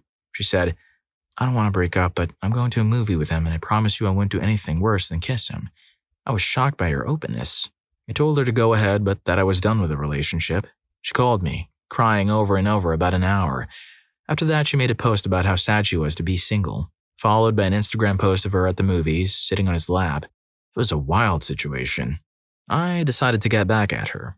She was the jealous type and had a list of girls she hated. They all disliked her, and I was considered somewhat handsome back then. I ended up involving myself with 8 different girls that year, all of whom she absolutely despised. In our small-town school, it was impossible for her to avoid hearing about it. It got to the point where she started contacting me, trying to get back together. I wouldn't reply. Instead, I would just change my profile picture to a different one of me with the girl she hated. Eventually, she started insulting me out multiple times about it and ended up staying with the person she hated the most for the next 3 years. Ironically, this person turned out to be an amazing person, the exact opposite of my ex. Years later, after I had forgotten about it all and was still dating the girl she hated, my ex messaged me out of the blue. Her message said, "Are you seriously still dating her out of spite?" I told her that we genuinely liked each other, but she refused to believe it. I left her message unanswered and went on with my life. For some reason, it seemed to haunt her, and she still messaged me years later about it. It was a very strange and sad situation, but she had brought it on herself. Story 23. She works as a massage therapist, dividing her time between giving massages and working at the front desk of the spa where she's employed. On days when she had massages scheduled, she would leave her Apple Watch at home. It would only alert her to text messages, which wasn't a big deal. However, there was this one guy who kept messaging her. I didn't know her passcode for the watch, so I couldn't read the messages at first, but I took a guess anyway. It turned out to be the PIN she used for her bank card, and the messages were exactly what you'd expect. The kind of sweet talk and romantic nothings people exchange when they're in a new relationship. I read about how he planned to bring her Starbucks at work and how he wanted me out of the picture so he could marry her. It wasn't pleasant to go through her messages, but it was clear there was no fixing our relationship. We got divorced soon after, at my request. She still has no idea that I read her messages. We were together for 6 years and have 2 kids. She moved out in February. I'm not sure if she ever ended up with that guy, but now she's with someone new, and they moved in together pretty quickly. As the father of 2 boys, I'm not thrilled about the situation, but I don't think she knows what a healthy relationship looks like. And I believe that eventually, I'll realize this and leave her too. Personally, I hope she never finds the peace she's looking for. She destroyed my peace of mind, and now dating is impossible for me. Story 24. Her best friend called and told me something that felt like it was straight out of a Hallmark movie. Her best friend was battling stage 4 cancer and had a very little time left. One day she called me and said, "I'm trying to leave this world without any regrets. I know you love her, but she's been cheating on you with her cousin." She was from the East Coast and I was from the West. She had discovered a family member living nearby, my cousin. They apparently got along and she would visit them frequently. Well, as many people might suspect, it wasn't really a cousin. It was a boyfriend. She had been draining me financially this entire time. I worked 2 jobs to support us while she went to school. We had planned to switch roles eventually, with her supporting me while I went to school. But when I found out about the cheating, I moved my things into a different bedroom, thinking that would be the end of it. But it wasn't. After her boyfriend broke up with her, she suddenly wanted to be together again. I wasn't interested, and that's when the craziness began. Eventually, I paid her a few $1,000s to move out and go somewhere else. As a final attempt, she stole my dog and gave it to her parents on the East Coast. When I asked for my dog back, offering to drive there to get them, they told me to take off. Then, with my next girlfriend, who later became my wife, I caught her in bed with another man. I simply told her to move out and that I would handle the divorce paperwork. At least she didn't do any crazy things to me like the previous one did. Story 25. It was the best day of my life, and I'll never forget it. It happened 6 years ago, and the effects of that day still linger with me. I worked in a corporate restaurant. I was a top earner, the head bartender, the funny guy, and I had my own apartment. I also filled in for management sometimes. She was the most attractive person in the staff. Things started off really well between us. It seemed like a perfect match. But after 2.5 to 5 years, everything spiraled downhill. I tried to break up with her, but her mom would tell her not to accept the breakup unless I gave her stuff, the dog or the apartment. Otherwise, her mom would tell her to lie and claim I had done something terrible, and everyone would believe her because she had medical problems and was petty. For 2 years, I hated her relationship with a mail server. I hated him, and I hated that I was honest with her, but he would still be invited to everything. I knew something was going on, but she never got caught. My friend told me in my kitchen and showed me texts between them and a picture of them being intimate at a bar. It was the most relieved I'd ever felt. I texted her exactly what I knew and how I knew it, and she didn't even try to deny it. 48 hours later, every trace of her was gone from my place. The only courtesy I extended to her was leaving that job, which was easy to do in the industry. I found a new and better job within a week. I kept the dog, the friends, and the apartment. Since then, I've had the strength to go through an awkward breakup when things aren't good a few months in, because I vowed to never hurt myself by living with someone for years that I don't love ever again. Story 26. I was at the bus stop, waiting for my bus to take me home. My girlfriend at the time, who was now my ex-girlfriend for 3 years, handed me her phone and said I could play a game on it. So I did. But something in my mind told me to check her messenger because I had a bad feeling. As I was on her messenger, I saw suggestive photos that she had sent to someone else. I clicked on the messages to see when she had sent the pictures, and it was just the day before. I felt like crying, but I turned my emotions off and handed her the phone with the messages displayed. She laughed and seemed not to care at all. Luckily, the bus arrived just then. I got on and sat at the back. The stranger noticed I was upset and asked, "Hey, young man, why are you down?" I told him what had just happened. He was a guy in his late 30s or 40s, with a personality that made him seem like a dad or a father figure. I couldn't help but tear up and cry after telling him my story. He said to me, "Hey man, listen to me carefully. Don't be upset about what you saw. Be happy that you now know who she really is, and be happy that you're going to get stronger because of this. Life can be tough at times, but it's up to you to make your life great. Everyone's life is like a story, and each day that goes by is like turning a page in the book of your life. Make your story a happy one, not a sad one." I will never forget that man who cheered me up. If you are reading this, whoever and wherever you are, thank you. Story 27. I was having dinner with my ex-boyfriend and his entire family. He lived a few hours away in a mountain town, and sometimes I would take trips with his family to visit him. This was one of those trips. The waitress at the Chinese food restaurant greeted us and said, "Wow, Andrew, you have the whole family here. Who's this girl next to you? Your sister?" "Oh, let me tell you. I have black hair, brown eyes, and brown skin. My ex was blonde with blue eyes and white skin. We in no way looked like family, and that was very obvious." He was startled and replied, "No, this is not my sister. This is my girlfriend." The waitress then said, "No, it isn't. You come in here with your girlfriend all the time, and this isn't the same girl." He immediately turned red with embarrassment. I excused myself from the table and then came back to say in front of his family, "You know what, Andrew? I'm absolutely done with this relationship. You guys take care." With that, I stormed out, blocked his number, and that was the end of it. That waitress came in clutch. Damn. Story 28. I've had it happen twice with different girls. The first time wasn't great, but I wasn't really into her, so it didn't hurt as much as the second time. The first time I was traveling home from her house after spending Christmas Eve with her and her family. I was planning to spend Christmas Day with my own family. We hadn't been dating for very long, maybe about 6 months, so I wasn't sure about spending Christmas Day together. I didn't want to disappoint her, so we agreed that I would stay for Christmas Eve. We had a good night, and then a good morning. And on my way home, I received a text from her saying, "I wish you could have seen me in my Christmas outfit." I had just left her house and seen her in it, so I knew right away that the message was meant for someone else. On a different day, I went to see her and took her phone, where I saw all these messages to some other guy. I just left the phone on the bed and walked out, never seeing her again. The second time was after I had taken my time getting back into relationships, 4 years, because I hadn't had a good experience. My best friend was working for a company and suggested that I would be good at it too. I ended up working there for about 7 years and met a woman through work. We had a 4-year relationship, but she had been cheating on me the whole time with multiple men, including my best friend. I found out that she had decided to confess years later, so I had been hanging out with my best friend and he had been with her. I lost a 4-year relationship and a 30-year friendship. It really messed me up with trusting people, even questioning myself. After all, it was me who let them into my life. But I'm glad I found out. There are people out there who are raising other people's kids without knowing it, and that's just wrong. What is your accidentally caught your spouse cheating horror story? 2 weeks ago, I sent a message to a mutual friend asking to borrow a router. He didn't answer, but no worries, he lives nearby. I'll just stop by and grab it. I pull up to his house and start heading down the driveway. He has a long country driveway, so it's a few seconds before I see my car. I drive a company vehicle during the day. Already there. My heart began to sink, but they're friends and business partners. Maybe it's nothing. I go out of my van and looked up to see the other guy in his bedroom. At this point, my heart is down in my stomach and I'm visibly shaking. I go in and immediately head upstairs. He's alone, now clothed. I say, came to borrow the router. Also, have you seen my wife? The car is here. He then proceeds to give the worst improv I've ever heard. Huh?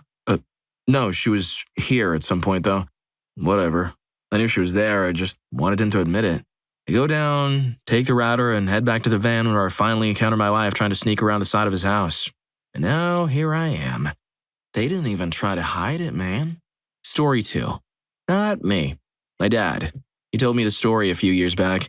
So some of my mom's family were visiting from out of town and they had planned a night at the bingo, which my dad couldn't attend because he was working 6 p.m. to 2 a.m. He finished work early and on his way home saw my babysitter on the street. You're not with Baseman 1976? No, your wife called me at around 8 p.m., saying she wasn't feeling well and that she would stay home. My dad drove home, tried the front door, locked, no lights. He entered the house by the basement door, went up the stairs, heard him a few feet away. My mom and her cousin. 2 years later, he almost left her, with me in tow, but stayed so I could have a normal life.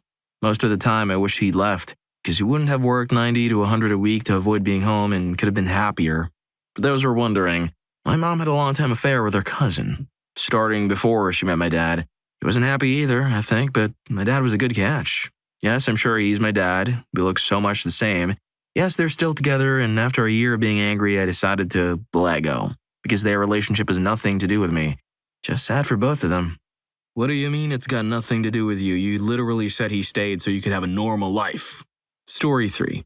One night she told me not to come over because she wasn't feeling well, but then my sister wanted this hoodie back that she borrowed, so I thought I'd stop over with chocolate and a Slurpee. I knocked on her door. She came to the upstairs window with only a blanket wrapped around her. I thought I told you not to come over. My sister needs her hoodie. Who's that? Says some male voice from her bedroom. Ah, I see how it is. I'll talk to you tomorrow, she says. Probably not. Have a good one. Maybe they were just building Legos, you know? Story 4. Short version is that I woke up in the middle of the night very suddenly and sat bolt upright with a strong feeling that something was wrong. I listened intently but could hear nothing. I looked at my dog, who was a very good watchdog, and he was curled up asleep. I got up and dressed and tried to see if I could smell smoke or hear anything from the street. I got up and walked through the building I was living in. Everything was silent and exactly as normal, but the feeling of what I can only describe as dread and near panic was getting stronger. I went through the building to where my wife had her own space because she was the first person I wanted to check. Her light was on and her bed was still made. The room was empty. The feeling was getting stronger by the moment. I then went to check on my brother. I could really feel that something was terribly wrong. That's when I caught my brother and my wife having intimacy. Story 5. Wife had been texting a lot and was very evasive when I inquired about it, though she smirked when she thought he was making me jealous. Yeah, she's that kind of person. Turns out she left her email logged into my cell phone, so I noticed that she had a weekend Airbnb trip to a place that was a state away. We were living in different states at the time. It seemed to be of the quiet romantic getaway type. Total occupancy? 2. Well, I thought that was fairly suspicious. So I monitored her Airbnb page, which was easy since we were friends on Airbnb, figuring that the owner might leave a comment about how great she was as a guest, which it turned out she did.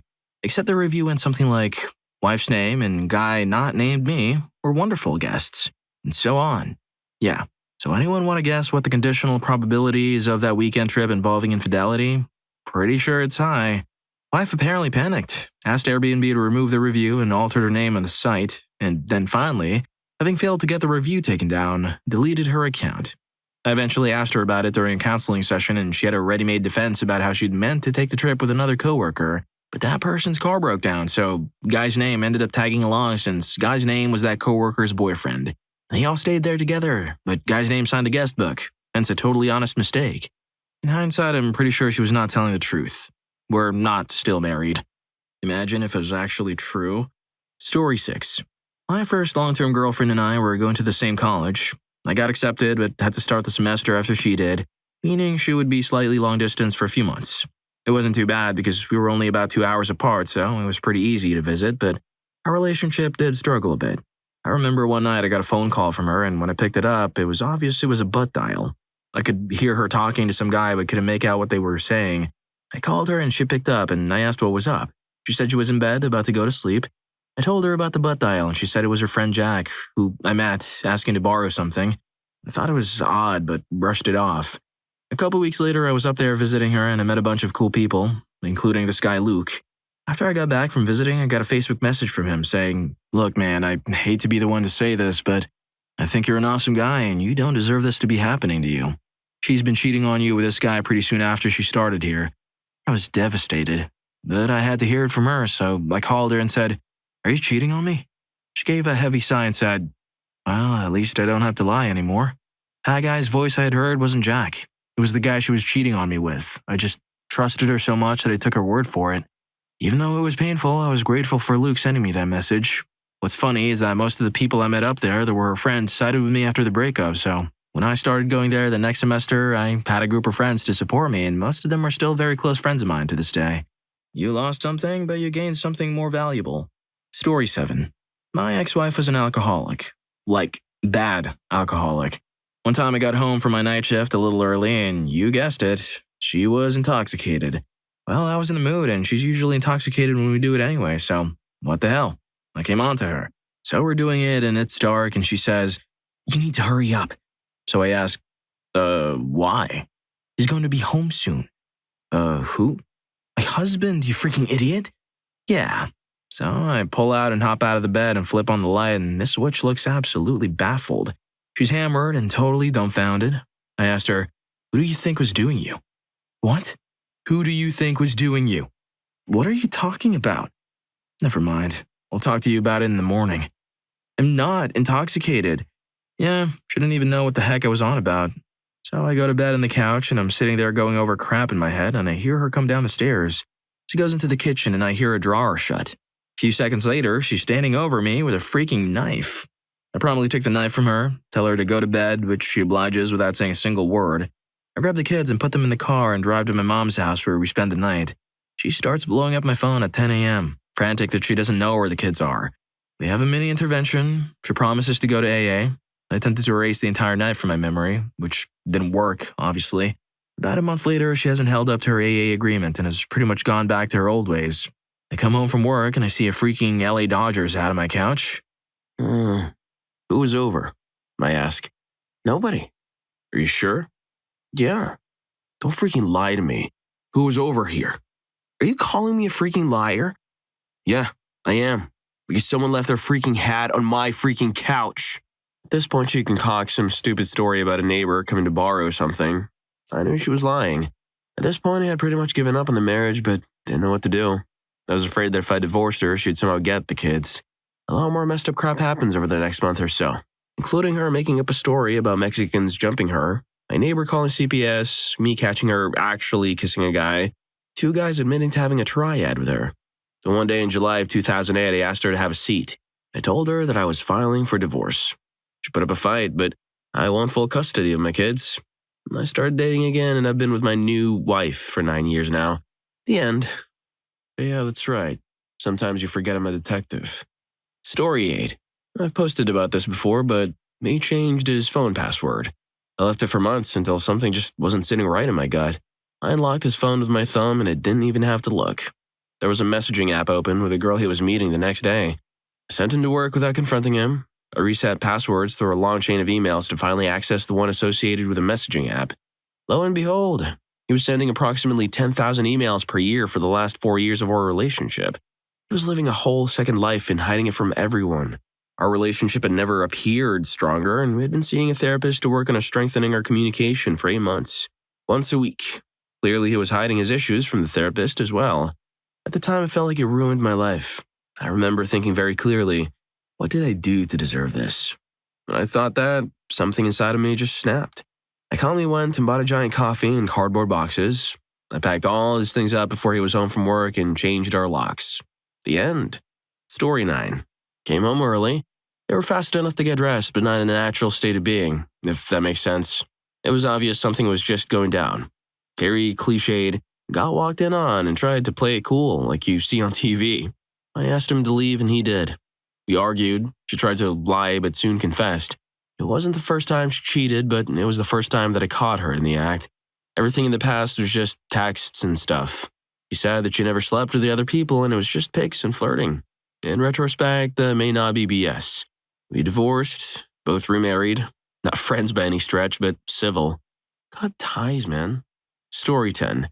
Things had been a little shaky as I was working a lot and felt sapped when she wanted to go be social with friends, so I often stayed home. I wanted to do something nice for her for Valentine's Day, so I sent a friend a text asking if there was something that she may have mentioned she would like to do. As I was waiting on that text, I was in another room. I saw her phone buzz with a friend's name. The number was below the name, and since I had just sent her a text, I knew they didn't match. For very few times my mind has been that cold and feelings of dread. I called the number with my phone, and it rang and rang before going to voicemail. Needless to say, it was the other guy. I confronted her about it, and she said she was waiting to leave and had a bag packed in case I found out. She had no intentions of trying to work things out, so a month later she had moved out. I made a decision then that I could be broken up and miserable, or that I could choose to be happy and be open to a relationship if it was available. I've since remarried and have 2 beautiful boys with my amazing wife. Regardless of the horror in these stories, there's always the opportunity to be happy. If you're reading this thread because it happened to you or just from morbid curiosity, choose to be happy. Be the person that you can be proud of and move on to better things. Couldn't have said it better myself. Story 11. One day my husband was getting ready for work and I saw him packing his GoPro case so he could take it to work. I thought, that's weird. Why would he be taking it to work? When he jumped into the shower, I replaced his GoPro with mine and thought I'd look through the files when he leaves for work. My suspicions were on alert because he had just taken a trip to the Philippines with some friends. A guy's only weekend kind of thing. Fire up the camera and find 3 videos. Lo and behold, there he is in all his glory with a Filipino woman, looking and posing for the camera like he's some freaking porn star.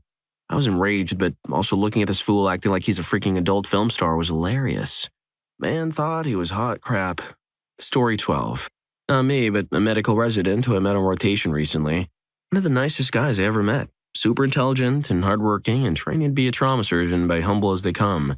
He had been married for 2 years to his wife. One night he gets off a 30-hour call early and heads home to surprise his wife with some flowers and her favorite dessert. It was the anniversary of the day they first met, only to find her in bed with a random dude. He was so exhausted and confused. He didn't know what to do and just left and went back to the hospital. I saw him at 5 a.m., sitting in the parking lot, hunched over crying. He didn't even have his phone with him. It was just sitting there. Man, nothing breaks your heart more than seeing a grown man cry. It's not something you see often. We called his dad up and he came and picked him up. The guy ended up taking a leave from his residency. Turns out it wasn't the wife's first time sleeping around. Hope he gets back on his feet. He'll make an amazing physician. Or an amazing villain. Story 13. Obligatory not me, but a friend. I posted this story twice before. Early 2000s, my friend's husband was deployed to Iraq. Together, they had a 10-year-old son and a happy marriage. One day, while he was deployed, I was at home and another one of our friends called and screamed, "Holy crap, turn on the news right now!" I turned on to watch a human interest story about a fundraiser at a high school 30 miles away. They're doing Relay for Life or something, and as a surprise to one of the participants, they had her husband and father of her 2 grade school children do a video call from Iraq and displayed it on the football jumbotron. There, on our local news, is my friend's husband, telling another woman and 2 kids how he loves them and can't wait to get back home to them.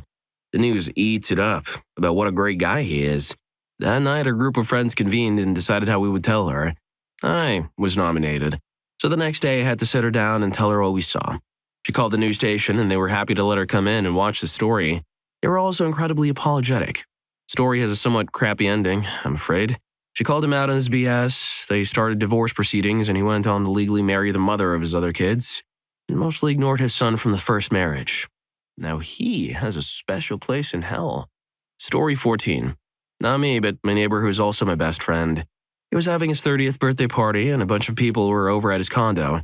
He was intoxicated. A solid 7 out of 10 intoxicated and spilled his beer on his shirt, so he decided to change shirts. He asked me to come with him because he wanted to ask me something in private, so I went with him upstairs. He opened his bedroom door, and we saw his boss going to town with his fiancée. I'll never forget the look on his face. His fiancée's face and his boss's face. The silence was broken up by the, "This isn't what it looks like," routine. My friend responded with, "If this isn't what it looks like, why was he so far inside you?" I stood there in amazement and was in a state of shock.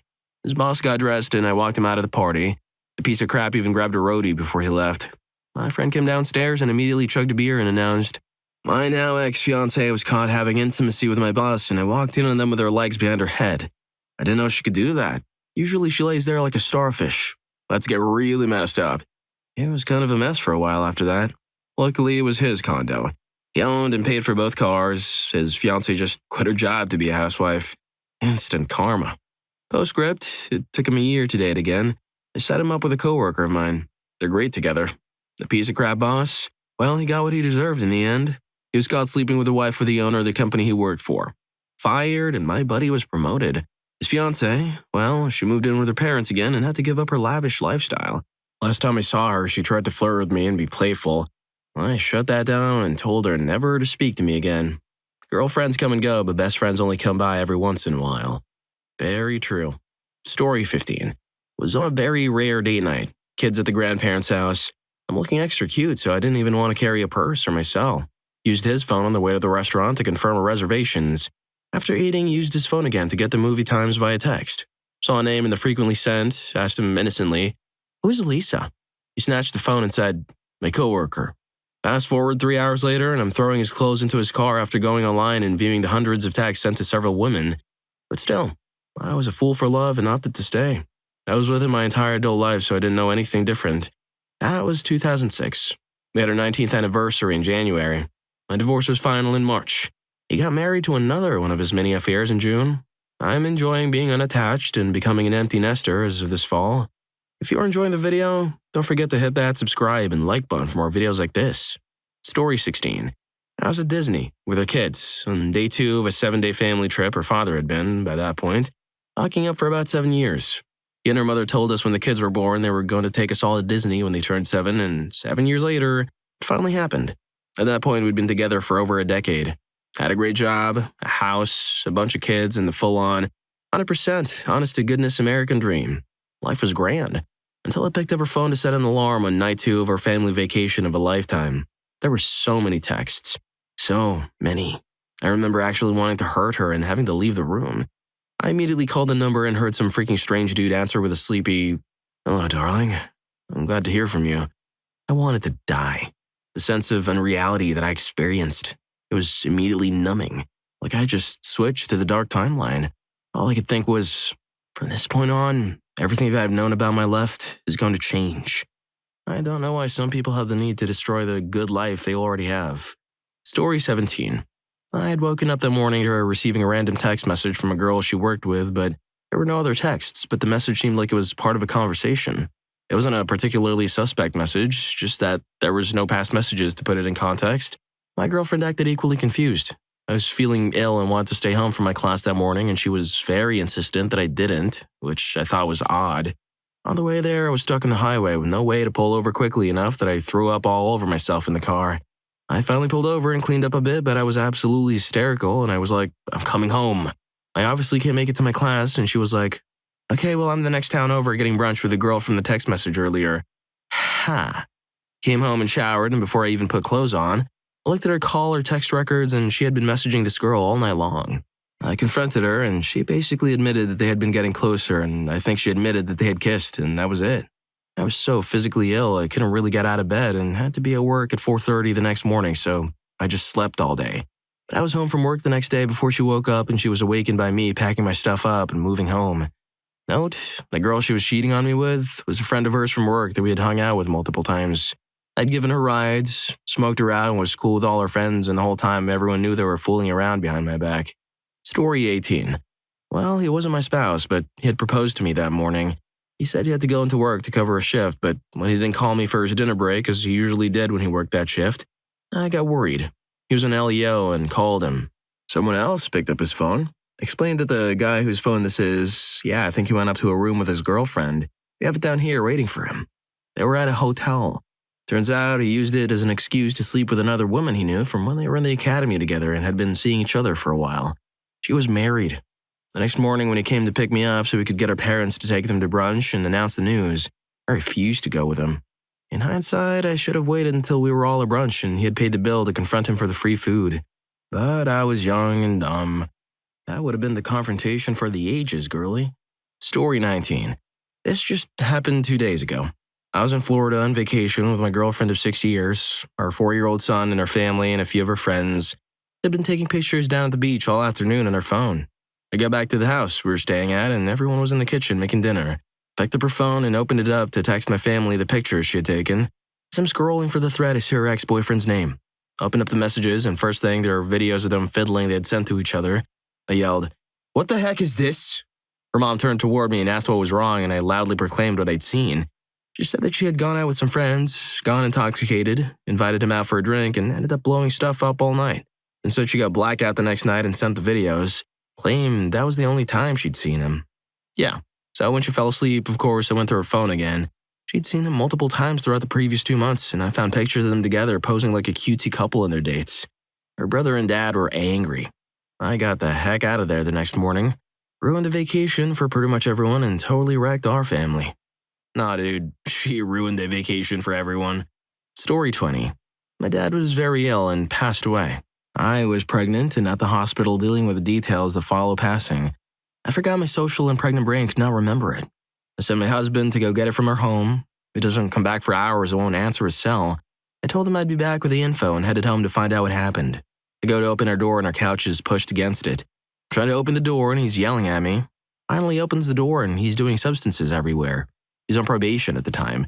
We fight, huge fight. Then I end up finding a girl in the closet. For some sick reason, I stayed. Only to find out 2 years later after lots of therapy that he cheated again and had been cheating our whole relationship. I nicely packed his things and had them waiting for him. Filed for divorce that week. It's been a year since I was divorced. I ended up dating way sooner than I thought I would, and I'm now madly in love with a man I've known since high school. And he treats me and my daughter spectacularly.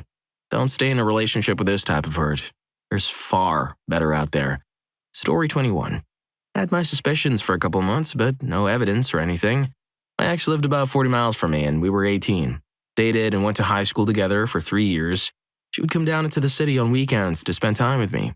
I knew she had another group of friends in her town, and a few were guys, which didn't bother me, but I woke up in the middle of the night and messaged her on Facebook, only to notice she'd been tagged in a photo with one of her friends. He was holding her up and kissing her. It was his new profile picture. I messaged the guy and calmly asked what was going on. He immediately responded and was confused. We decided to meet up for coffee the next morning, though my ex was over. And the look on her face was priceless when she saw him walk in and sit beside me. She begged for forgiveness and claimed she loved us both. Turned out it had been going on for 7 months, and that every time she left my place during the weekends, she was returning home to him for the week. Me and the other guy are now best friends and share a house with my fiancé and his girlfriend. Screw you, Taylor. Taylor Swift? No, I'm kidding. Story 22. He told me he was helping his grandma, who he lived with, retile her bathroom because she'd fallen ill and was stressed about her bathroom not being finished that day. Sure, man, no problem. I was at work anyway, or I would have helped. My mom took my brothers out to a restaurant an hour later and walked in to see my then boyfriend sucking face and acting quite inappropriate with a girl I worked with, who claimed she hated him for a ton of reasons. I told my mom she was his sick grandma. She agreed that she was. She was 22 in a halter top and jeans and honestly wasn't bad looking, to be honest. My mom called them out on their craft and called me. I finished work, went to my apartment and gathered his belongings, bagged him up and politely dropped him off to his grandma who had no idea what happened. I left and said my man went on a date without me. My ex and I are both men, so the woman in the equation threw me for a loop. But, crap happens sometimes. I'm only mad that he lied and that she knew we were dating the entire time. She actually told me she had fun being the other person because it meant she didn't have to commit to anyone. The audacity of some people. Story 23. Not mine, but my brother. He was at a small party with 2 friends and his wife. He got tired and wanted to head home. His wife stayed behind. She gave him some lame excuse and begged off going with him. It was all right, he thought. His best buddy was there and would make sure she got home safe for him. He got in his car, pulled out of the driveway. Before he could get on down the block, he checked his rear view and noticed the room in the house they were all in had gone dark. He'd suspected for a time something was up with her. They had a child together. She passed away at the sitter. It was ruled SIDS. She'd grown colder in the months after the baby passed away. He never really thought anything like what he was about to see was actually possible. It was more a deep-seated feeling that something was up, but she never let him in and they didn't work through their loss together. Seeing the lights out crystallized the situation for him and he turned right around. The house was dark. The front door was still unlocked. He walked right in into the only room with any light. He opened the door to find his best friend and another acquaintance double-teaming his soon-to-be ex. He hasn't really been the same since. Yeah, neither would I, Jesus. Story 24. Not me, my uncle. Uncle got released early from work because they were ahead and it was Friday. He gets home, goes to his bedroom, and his wife is in the shower. No big deal. Then her phone goes off. Wife works at a hospital, which could be important, so he checks the phone. Boom. Phone opens right up outgoing pictures of her to an unknown phone number with incriminating messages. He leaves the house for a few hours, tries to end it all. Sleeping pills, 2 bottles, and a fifth of Jack Daniels. Nothing happens. Instead, he blacks out, goes back home, and somehow gets his hands on a loaded 9mm pistol. 15 rounds, ready to go. About the time he stumbles out of the truck, the wife is leaving the house to get into the car with her girlfriend. Uncle opens fire. 6 glancing shots, 1 shot through the lower jaw, 8 shots into the dirt. The police are called. They roll up on him with a weapon, repeatedly pulling the trigger. They handcuff him and take him to jail. Holy crap, what was that? Story 25. This thread is old at this point. I know no one might read it, but screw it, I'd like to tell you. 2017 St. Patrick's Day. My wife says she wants to go to a party with friends from work, a couple that we know. I tell her that I have finals on Monday. Full-time dual bachelors and full-time work, so I'm going to pass. She still wants to go. I give her money and say, have fun. That night she stops responding to texts about 1-ish. Mind you, I don't really text often to check on her because I appreciate the free time. I check the Find My Friend thing. We both had it on knowingly, and it's turned off. I know she doesn't know how to do that crap, so I'm worrying about going to check her iPad to get her to find my iPhone. The password has changed. Check her laptop, same. So I'm starting to get suspicious. I'm going in the room and notice her Apple Watch. I check in and it had messages since last sync, so I check, and there's a long text conversation dating back a few weeks with an unsaved number. That raised a flag, so I read it. Turns out it's her coworker's single dude, and she was out with him and he left his address. So I drove there, got to the address, and sure as crap, my car was in the parking spot, so I took a pic and sent it to her and told her to come out. She didn't. Thought about going in there and doing stupid crap in the heat of the moment, but I thought about how I wouldn't want to be in prison over her, so I just went home. Then she called and tried to deny it. I tried to see it her way, but every way I look at it, she was the complete schmuck in the story. Story 26. I met this girl who was working the late shift at a store. We flirted a few times, eventually exchanged numbers, and started sleeping together.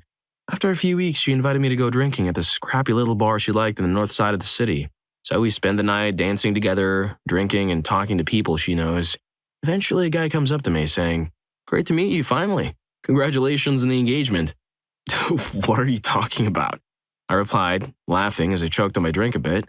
The guy gives me a quizzical look and says, "You're here with Corey. It's Paul, right?" I raised an eyebrow and pointed a thumb to my chest, stating, "Nah, man, name's Kyle."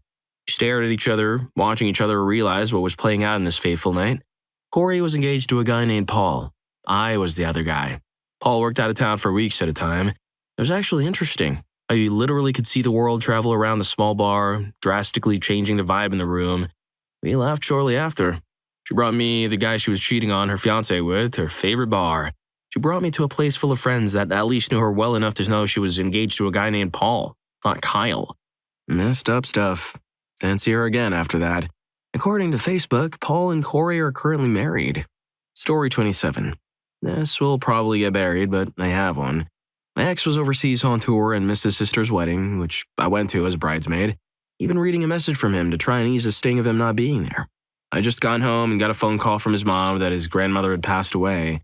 His mom had tried to call him to give him the news and had been unable to get a hold of him, needing to leave a message. At the end of the phone call, she said, "Oh, by the way, did you know that he's in Rome on his leave? He was supposed to let me know when he got leave so I could meet him in Europe. Instead, he skipped out on his sister's wedding so he could go to Rome and on a cruise with a coworker that he was fooling with. Needless to say, he was an ex very shortly after that." Story 28. We were talking divorce and officially separated while he was still overseas deployed. He'd flown back for 2 weeks R&R and would head back overseas due to his request to extend his time there. I thought we were going to talk things out, but I picked him up at the airport and he was stone cold. We went back to our apartment and talked for an hour or less when he said he thought divorce was best and, he had to get going. He was picking up a friend at the airport and staying with her for the 2 weeks he was back. I was in shock. Fast forward several days later and I was on his computer printing off a CD label, dating myself here, when the art program showed several hidden files that had pictures in them. The folder was labeled with a woman's name. I opened said folder, and there were saved explicit detailed emails and photos that dated back long before he and I had started having trouble. No wonder he wanted to extend his stay in a war zone. He was fooling around with an NCO under his command.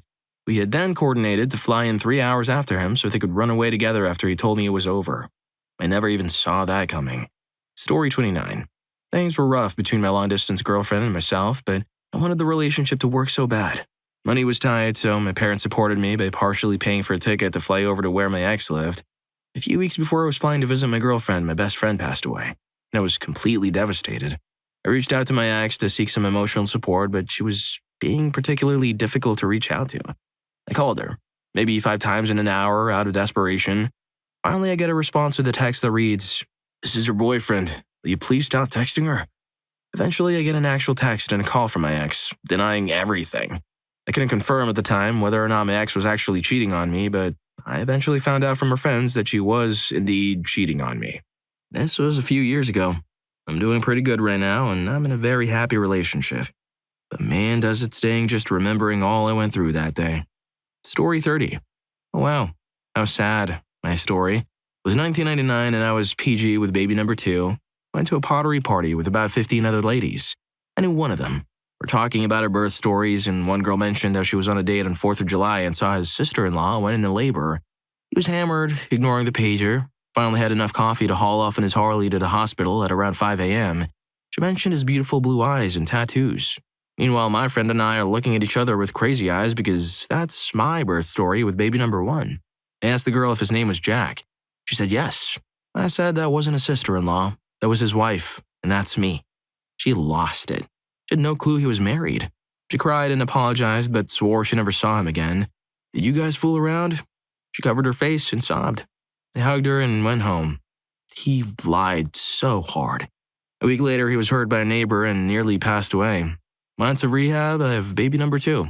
He got a massive settlement from the 6 figures, and he spent all of it. I filed for divorce on my baby's first birthday. Today, son number 1 is in the army, and son number 2 is just as awesome. Jack is still an intoxicated schmuck. Whew. Go figure. Story 31. My ex lived with a few of my other good friends in a big house. I had plans to come over and hang out with one of my friends, and I was going to smoke with her, and probably end up crashing with my girlfriend for the night. Well, on my way over, I get a text from my friend saying something along the lines of, "Never mind coming over, I think I'm just going to crash," or some other lame last-minute excuse. Well, I still end up heading over because even if she's going to sleep, I'm sure one of the other 3 roommates are down to kick it, and if all else fails, I can just kick back with my girlfriend. Well, I end up getting there, and my friend is wide awake, smoking in the living room. Weird. She's acting super weird and insists I don't bother my girlfriend right now, which is even weirder, but I obey her request and continue to smoke and BS. After we smoke, I say I'm going to go upstairs for a bit and see what my girlfriend is up to. Before they could stop me, I'm already heading up the stairs with 2 of them following me. I hear some odd sounds coming from the other side of the door, so I swing it open and there's one of my friends absolutely pounding my girlfriend. Immediately, the other friend who followed held me back, and good thing he did because I was absolutely ready to start swinging. My girlfriend was extremely surprised, and so was the homewrecker. The worst part is, that wouldn't be the last time that happened to me with her. It took me a while to learn my lesson with her, and now I know that trust needs to be earned, not given. Either way, I think I came out on top. Izzy, my ex, put on some weight as she got older and definitely is not looking the best anymore. I also was able to get a little revenge. Are you going to share the revenge with us? Story 32. I had a boyfriend in high school who was a couple years older than me, so no longer in school. I was 16 and he was 18. I'd been dating off and on for a year or 2 by this point. His younger sister is in my lit class. She comes into class and is a wreck, crying her eyes out. I ask what's wrong. He informs me her brother, who I am dating, and his girlfriend just suffered a miscarriage. I'm like, his girlfriend? Yep, dating me and someone else. I'd love to say I learned my lesson with him, but no. We continued to date like this until I was 18 and pregnant with my oldest son. Our son is 11 and has never met him. He married the other girl, but it ended in divorce with 2 kids. His new wife has 2 kids of her own and 2 with him now. Story 33. Came home early from work on Christmas Eve, mind you. As I pulled into the parking lot, I had a weird thought of wanting to see if there were any cars I didn't recognize. Thought it was a silly thought, so I parked my car and went inside. As I walked to the top of the stairs toward our bedroom, my husband immediately walked out and closed the door behind him. I had to ask him twice if there was a girl there, and he finally said yes. He also made me stand in the kitchen so I couldn't see who she was as she walked out. It took me 3 years before I could enjoy Christmas again. What is your accidentally caught your spouse cheating horror story? I dated this girl a few years back, and I became really good friends with her brother just because he appreciated my help during a difficult time for their family. Their father had abruptly passed away. 2 years into the relationship, the brother contacts me and asks me to meet up for coffee and a serious conversation. Apparently, he caught his own sister with another guy, mutual friend of ours, and this crap had been going on for like a year. As soon as he found out, I was told. Broke up with her, still friends with her brother. Go figure. Story 2. Long story short, I suspected something for a few months. Like an idiot, I opened her phone while she was asleep and found exactly what I was looking for, like you always do when searching through someone else's phone. Even with all the texts right there to see, she still lied about it multiple times. She eventually admitted to it, but downplayed it heavily. She told me about 2 nights ago that he asked her out on a date and she said I had to say no and was visibly sad about it. In the process of getting a divorce now, hurts like hell. Story 3. I went home, and my husband wasn't there, which was unusual for him at 8 p.m., especially since he had told me an hour earlier he was heading home. I had a gut feeling, so I drove to the apartment of one of our female friends. Someone he claimed was like a sister to him. His truck was parked outside. I knocked, but there was no answer. I tried the door. It was unlocked. I walked into the living room. Nobody was there. I heard noises in the bedroom. Walked in, and there they were. I tried to make the marriage work over the next couple of months, but I couldn't get past it. I didn't even want him to touch me. We divorced 4 years ago. Story 4. My girlfriend and I were in a long-distance relationship, and she sometimes had a habit of going quiet. She'd been texting me for the last few weeks, but had made excuses not to come visit. I went to a party that my friend had organized. I met a friend of his who told me he had a new girlfriend. I was surprised he hadn't mentioned her, so I asked who she was. This lady then introduced me to my girlfriend. She had told everyone that we had broken up and had been dating my friend for about a month. She didn't bother to tell me. Story 5. This didn't happen to me, but to my closest friend growing up. He was making out with his girlfriend in the back of her car, which she had only owned for a week at the time. He placed his hand in the back of the car, somewhere between the headrests and the rear windshield. I guess the opposite of a dashboard. Anyway, he puts his hand in a semi-fresh accumulation of what appeared to be some kind of fluid. Her explanation was that her gum must have flown from her mouth and landed back there, and the sun melted it into a fluid-like substance. Story 6. I found out my ex-boyfriend, dated from 15 to 18, had been cheating on me when, upon walking into the apartment he shared with his mother and 2 elementary-age sisters, the youngest sister asked me, "When did you leave?" I asked her, "When was I here?" She responded, "You were here all night. I could hear you talking to X's name." I had not been there for 2 days at that point. I asked him what she was talking about, and he blew bubbles for a few minutes before confessing. Good riddance. Story 7. This isn't about my relationship, but my boyfriend's mom once took me out to lunch to get to know me better. We really hit it off and had a great time. She had to rush home because she'd forgotten a gift for a shower we were attending afterward. When we arrived, we found her husband being intimate with a neighbor on the couch. She was mortified and was never the same around me again. Her son and I eventually broke up because of that. He didn't think his dad was wrong because his mom had gained weight, meaning she was now 140 pounds at 5'6" instead of 120 pounds. Though I never found out what truly happened between them. Story 8. My college girlfriend and I lived together for a year. I eventually noticed she always had her phone on silent or simply ignored calls from Jennifer. One day I wrote down the number and called it a week later. It turned out to be her other boyfriend, whom she had never broken up with before she came to college. Neither of us knew about each other, and she had been visiting him when she went home to see her parents on some weekends and breaks. We broke up soon after. Her mom then told me that sometimes you just had to accept things and that I owed her an apology for ending the relationship. It gets worse, but that was the core of it. Story 9. I had a weird, sinking feeling that something wasn't right with my new friend from college. After he randomly changed his lock screen, he'd given me the password while he was intoxicated. I opened his phone and saw all his notes. They were quite odd, so I confronted him, only to be told I was crazy and that it was nothing. I went to work and messaged her on Facebook since I now knew her name. It turns out he had told her I was away in the hospital and that he was only pretending to date me for my mental health so they could date for real. We both confronted him. She then decided to date him again and spoke negatively about me. However, I just found out he cheated on her, which feels like some sweet justice. Story 10. I call my now ex-husband. Something felt very wrong. I was 6 months pregnant with our second child, and my best friend at the time was also behaving strangely. I picked up his phone at 2 a.m. when it went off and found a secret password-locked messenger app. Go Messenger. The password was his birthday. A real smart move. I found over 7,000 messages along with photos. Some even suggesting I was present with either of them while they were messaging. Upset, I woke him up. He locked himself in the bathroom and claimed he was attempting to end it all. There was another year of trying to work things out after this incident, but I'm so glad that chapter in my life is over. Story 11. I pulled up Yahoo on our shared desktop computer and saw an email from his best friend. I read it and realized it was an email from the friend to my husband, giving him advice about a girl he had fallen in love with who wasn't me. It was his boss's wife. His boss was also his only bandmate and his only friend. He had been intimate with her in their house while his boss was intoxicated after band practice.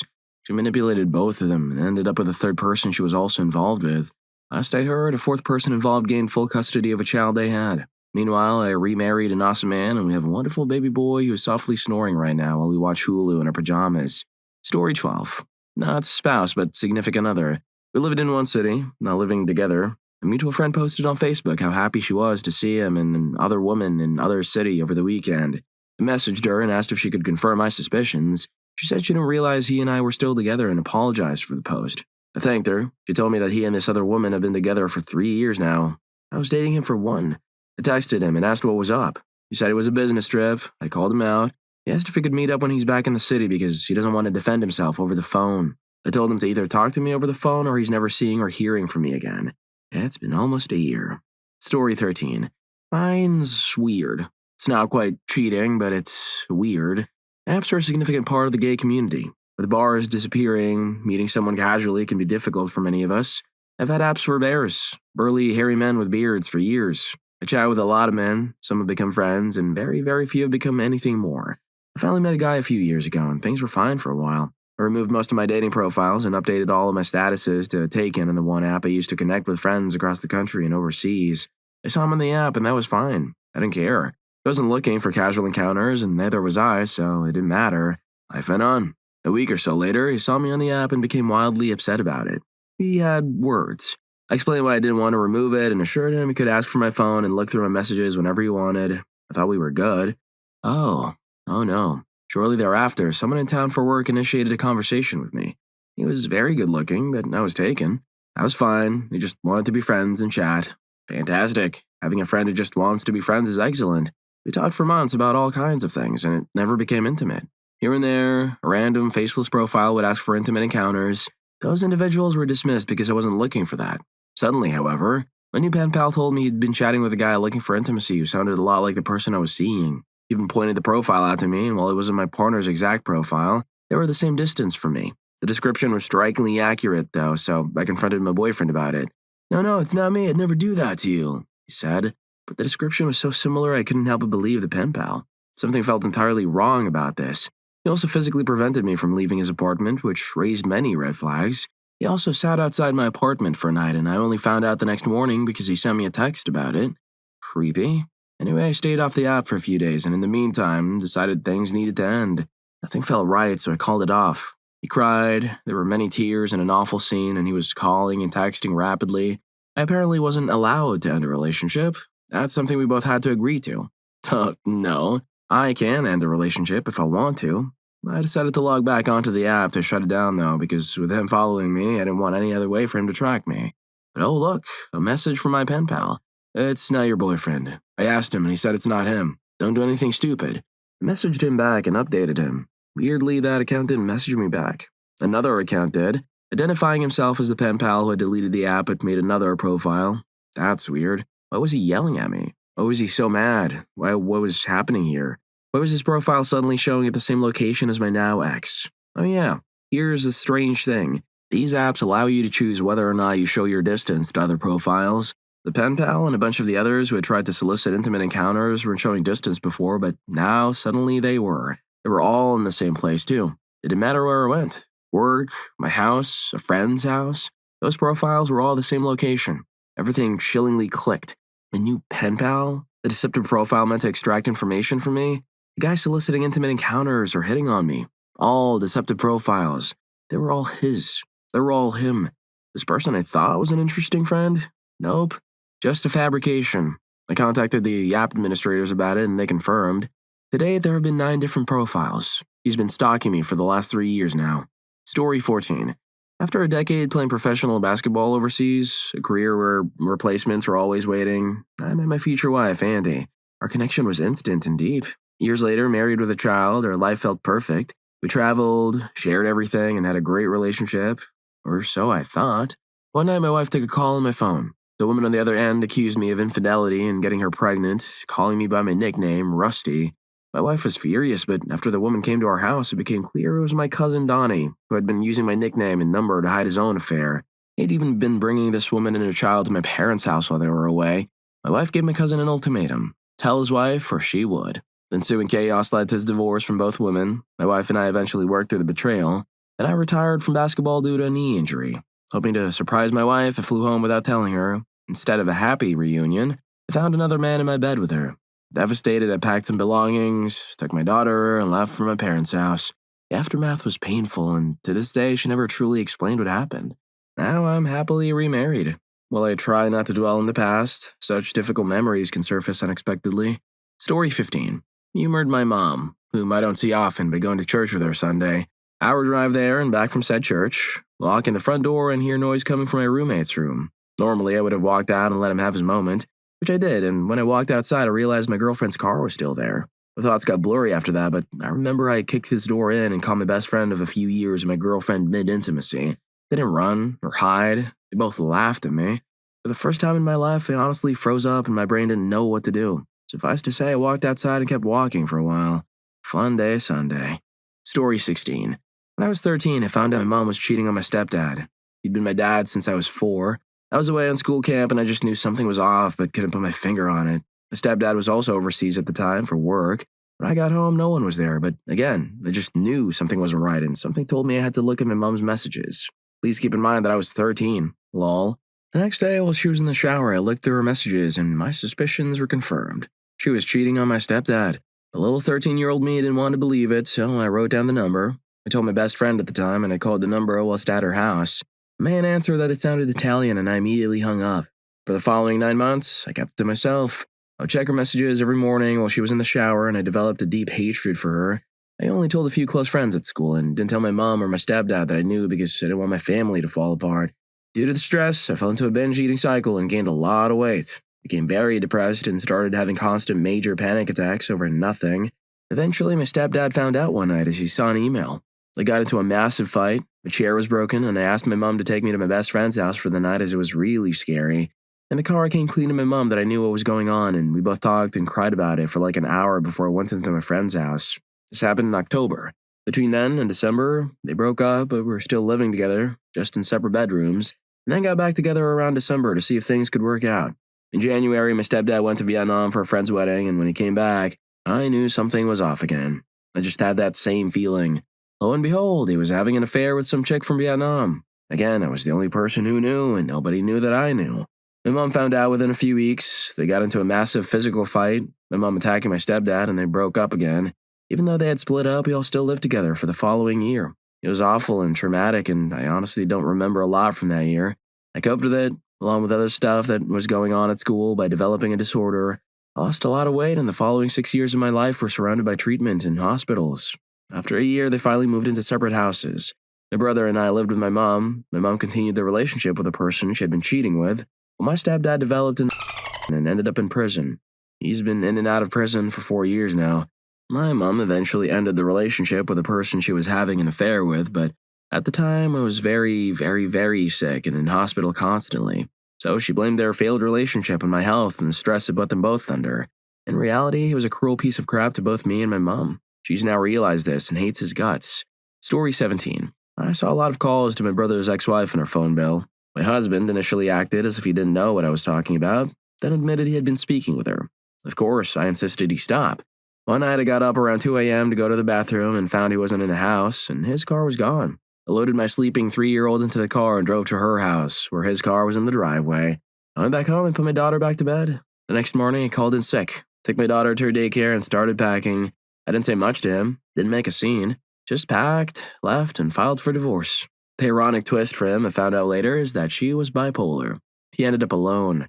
Story 18. Ooh, I have two. One was my first boyfriend, ever. I received a text message from an unknown number saying, "Is this all you have to work with?" With a picture message of me in the shower. The picture was taken from behind. I rang the number, freaked out, and a girl answered, and she said she'd been sleeping with my boyfriend for a year and he took the pic of me to prove to her she was hotter than me. It turned out he'd been doing something to me in my sleep on video for her to watch, too. Everyone in her friend group knew. The second was more subtle. I was never allowed to know his friends' names, where they lived, or what they did together. He went there every week on a Tuesday all day. Sometimes other days, would stay overnight occasionally. Never replied to messages when he was there and wouldn't answer the phone. Would get mad if I had a need for the car. In my name, that I paid for. His phone rang when he was in the shower and he asked me to check to see who it was. I did and saw a convo in his messages that was more than friendly. When I went back to check it again to read it in more detail, it was gone. When we finally broke up for unrelated issues, I found out the friend he had been seeing each week and staying nights at their place was a girl through a forum for the government. Her baby looked a lot like him. Story 19. I lived with my girlfriend during our last year of university in an apartment. We only had one side table next to our bed and 2 phone chargers, so my suspicion naturally began when she stopped charging her phone at night and kept it on her side of the bed. Then she started getting agitated when we weren't going to a mutual friend's house fast enough. A friend I had introduced her to. His name then kept popping up on her phone. When I questioned her, she told me, "We're planning your birthday, don't ruin it." One day, she wasn't home. I went out to the balcony, could see his house from there. Her car was parked there. I called and asked where she was.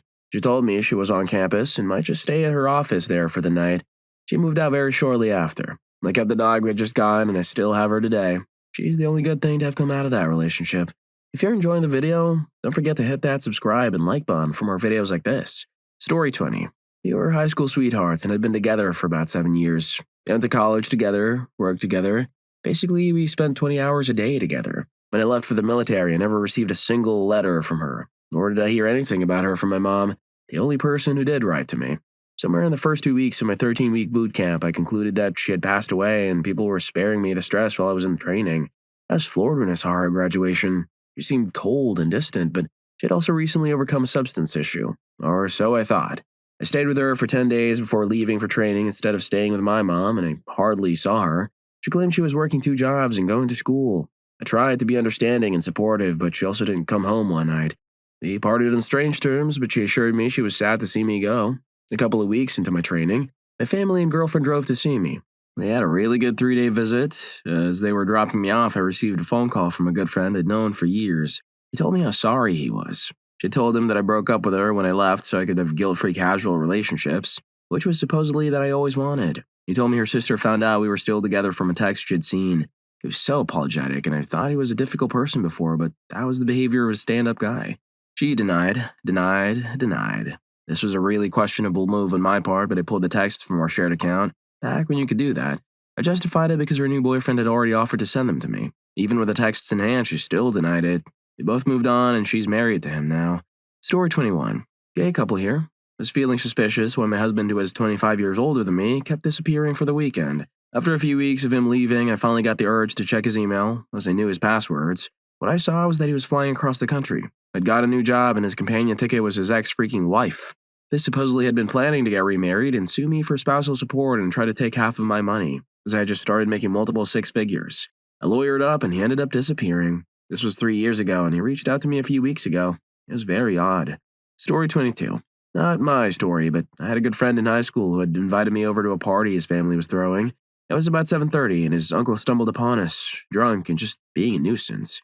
When he left our table, my friend leaned over and said sorry in his behalf, followed by, he came home one day from work and found his wife in bed with another man. They divorced and he remarried some years later. 2 years after his second marriage, he came home again for work and found his second wife in bed with another man. He divorced a second time and became an alcoholic soon after that. Pretty heavy stuff. Story 23. My ex-husband used to keep an emergency $5 bill in his wallet, folded up and tucked into a side pocket. He openly told me he kept it there and reminded me it was there and often told me to just take it if I needed it. Over the few years we were together, I used and replaced that $5 bill a few times, usually because I needed cash for food at work and didn't have time to stop or something like that. I never just looked through his wallet. My policy is that if we're at a point where I feel the need to look through your wallet or phone or email, then we are already in trouble. So I had a doctor's appointment and I was running short on time. My doctor copay was $5 for an office visit and I didn't want to use my debit card, so on my way out the door I grabbed his wallet and took out the $5 bill, and out with the $5 bill came a small piece of paper with the name of a shady website, a username, and a password. This was before phone apps, 2004-ish. Right there, just written out, right there. So I went back to my computer and typed in the website and looked up his account. I worked nights at the time, 6 p.m. to 6 a.m., and his profile said he was available for whatever between the hours of 8 p.m. and 5 a.m. on the days I worked. His profile also had no picture, but it was probably because he's an idiot and didn't know how to use a freaking computer or memorize his cheater information. So I very kindly loaded a picture for him in his profile, and I know what you're thinking because it took every ounce of self-control I had to not post a picture of a giant crap or something fun, but I didn't. I posted a nice, flattering picture of him. Later, when I told him about it and he asked why I added a nice picture, I told him because I needed him to latch on to the next idiot and get the hell out. I also went to Yahoo and typed in the username and password combos and email address, just for funsies. Didn't know I'd done that.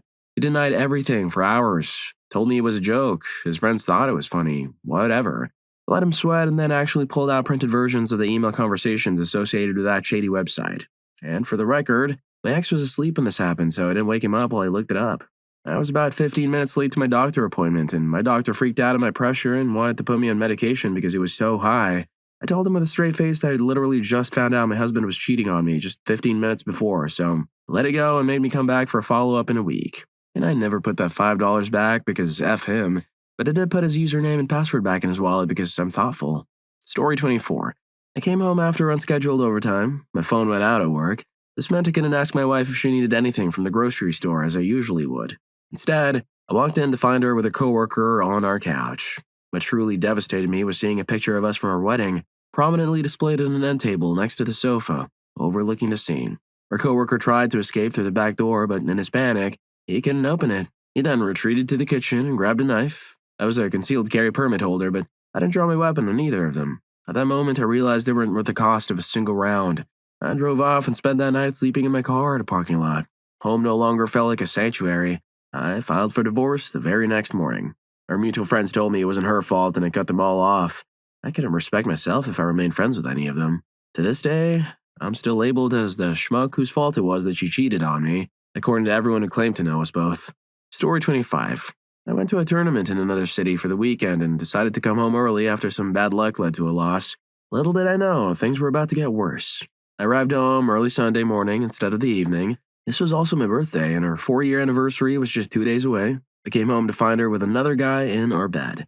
I've never had so many emotions overwhelm me at once. It was like a tidal wave of fear, anxiety, anger, depression, confusion, and betrayal had slammed down on me, and I was drowning. I didn't know what to do, so I just said, I'm done, and left. I went to my mother's house to stay for a few days and collect myself, but when I arrived, I found her under the influence of substances with my high school best friend. The tidal wave hit harder this time, and the drowning sensation became more intense. I lost control, struck my former best friend as hard as I could, and then just left. I found a true friend who offered me a place to stay for a while. I was emotionally numb for months, finding that feeling nothing was better than feeling something. It was too soon to process all that emotion. Eventually, I got myself together. I'm now in a much better place, working as a sous chef at one of the nicer restaurants in town, and I've officially moved in with my girlfriend of 1 year. Sorry for the lengthy message. This may have taken a different turn than most posts, but it's something I haven't shared with anyone, and I felt it was time to let it out. Story 26. My story isn't unlike many others. This girl and I were dating, and she was being incredibly secretive with her phone. Usually we wouldn't mind passing phones back and forth to play games or whatever, but she was guarding it like at Fort Knox. One night she went to bed, but left her phone in the living room on my table. An hour went by and it buzzed about 6 times. I told myself not to look, but eventually I did. 7 new messages from Andy. I opened the phone and it was, have you left yet? When are you leaving? Do you need inspiration? Followed by an image, then another image from an awkward angle, and ETA? I instantly felt a surge of anger, but realized this was an opportunity. She was asleep in my bed, just in her garments. It was winter in Denver, which could mean anything from 72 to 9 degrees. Tonight it was in the 40s, quite crisp. I quietly loaded all her belongings into her car, started her car, parked it down in front with the hazards on. Then I ran inside and exclaimed, Rachel, in my best Christian Bale Batman voice, we need to go. The apartment is on fire. She instantly woke up and ran out into the hall. I told her, There's no time. Go, I'll get the cat. She ran out and unlocked the security door behind her. She then realized she was mostly in her garments with no fire inside and said, But, wait, she asked, why can't I come back in? Probably because Andy is waiting for you, perhaps? Her face, I kid you not. I'll remember that expression forever. She was now awake, cold, and crying intensely. I did feel bad. This worked about 150% better than I had imagined, but I had to stick to my decision. I gave her the phone and said, Car's running. Stuff is inside. I'll catch a cold and I hope you get in a wreck. Night. It became civil a while later, but that was a memorable night. Story 27. I had to work unexpectedly on a Sunday. My spouse suddenly announced she had plans with friends to go to a major city about 100 miles away and had expected me to handle childcare. I went to work. My spouse took her 3-year-old and left home on foot. She refused to get a driver's license until after we separated and her boss required it. She was missing for quite a while. The search of all the likely places she might be turned up nothing. I contacted her supposed alibis, but she was nowhere to be found. She sent an I'm okay text just as a police officer arrived to take a missing persons report, but the officer left. However, she didn't say anything else. Later, she asked for a pickup from a grocery store. She claimed she'd been shopping for 45 minutes, but her shopping cart wasn't very full. Her child was eating a warm cheeseburger. She said she'd walked there to get it, but it was an implausibly long distance away. When I pointed this out, she then said one of her alibis had driven her, but I had already spoken to that person and she hadn't been with her. The next day, my phone prompted me for a review of a hotel I'd never been to. She had logged into my phone many months ago, and although she had subsequently changed her password, Google Maps still sent push notifications without validating the password. Uh-oh. So I asked my child for details. She explained about a man named John in a white car, the hotel room, and mimicked the sounds her mom made with him. The sounds. It turned out that my child was using the Android phone while they were being intimate, and its GPS picked up the location. I began to extract information from all my wife's devices and compiled over 6,000 pages of text messages between her and the 4 men she was involved with. She was also being unfaithful to them. Meanwhile, throughout that entire period, she was criticizing me for being lazy, even though I was a student, a full-time employee in a physically demanding job and handling nearly all childcare responsibilities. I have other grievances. I like to think of myself as a pretty forgiving person, and I had forgiven a lot up to that point, but that right there was the end of her marriage. Story 28. I suspected my ex was being unfaithful when she started acting strangely. She'd known this guy before we started dating and repeatedly said there was nothing going on. Naive at 24, I took her word for it and didn't pay much attention. She then began to speak to me less and sometimes avoided me. Eventually, I went to a local bar to have a few drinks and found both of them inside, dancing closely. I confronted her and she told me I was a loser who didn't deserve anyone. After that, she became pregnant and tried to claim I was the father. Thankfully, I definitely wasn't. The man who actually got her pregnant left her. When all of that backfired on her, she became fixated to substances soon after her baby was born. She passed away in 2008 after an... I admit I found myself reacting with amusement when I found out, and I still don't feel guilty. Story 29. Last year, I walked into my girlfriend being intimate with a guy at a Halloween party. The same guy she was just dancing with a few minutes before. She didn't know that I saw her, and she didn't confess until I approached her about it a couple days later in her dorm room. In the middle of our long talk, another guy entered her room without knocking, made an oh no face when he saw me, and backed out. She admitted that he was coming over to be intimate with her, and I obviously became very upset. However, she persuaded me to engage in a triad with him and her and called him back over. Things started to get intense, even though she was paying much more attention to him than to me. They were both being intimate right in front of me. She told me to come closer so she could perform an act. When I did, the other guy laughed and said, "I see why you've been unfaithful to him." And she laughed too. Embarrassed, I left and went back to my dorm room and cried. I'm ashamed to admit that I continued to date her and endured similar situations for another 7 months after this. Story 30. I was visiting a good friend to help her out for a few days after she had a baby. When I came home, I saw my husband's car, went inside and called out a couple of times. "Hey babe, I'm home. Hello?" There was no answer, but all the lights were on, dishes were on the table, etc. It felt strange. I started down the hallway toward a bedroom, growing increasingly worried something might have happened to him. Then he burst out of her room and exclaimed, "Hey," as if everything was totally normal. For one split second, I smiled, thinking he had just stepped out of the shower to greet me, or maybe he was being playfully provocative. I was about to say something like, "Oh, did you miss me that much?" when I saw her through the bedroom doorway behind him, flushed, in our bed, holding the blanket up to cover herself. She was a much younger coworker of his, and I was also friends with her.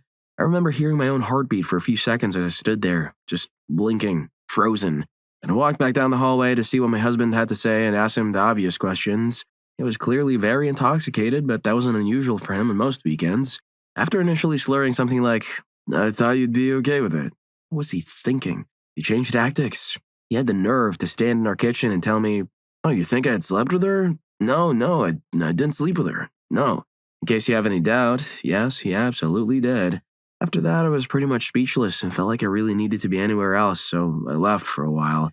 The night didn't get any better when I came back. The sad part, I wasn't even early. He just got intoxicated and forgot what day I was coming back. The sadder part, I ended up giving her a ride home. The saddest part, I stayed. I kept trying to work it out for 2 more years. Take it from someone who learned the hard way. Cheaters don't change.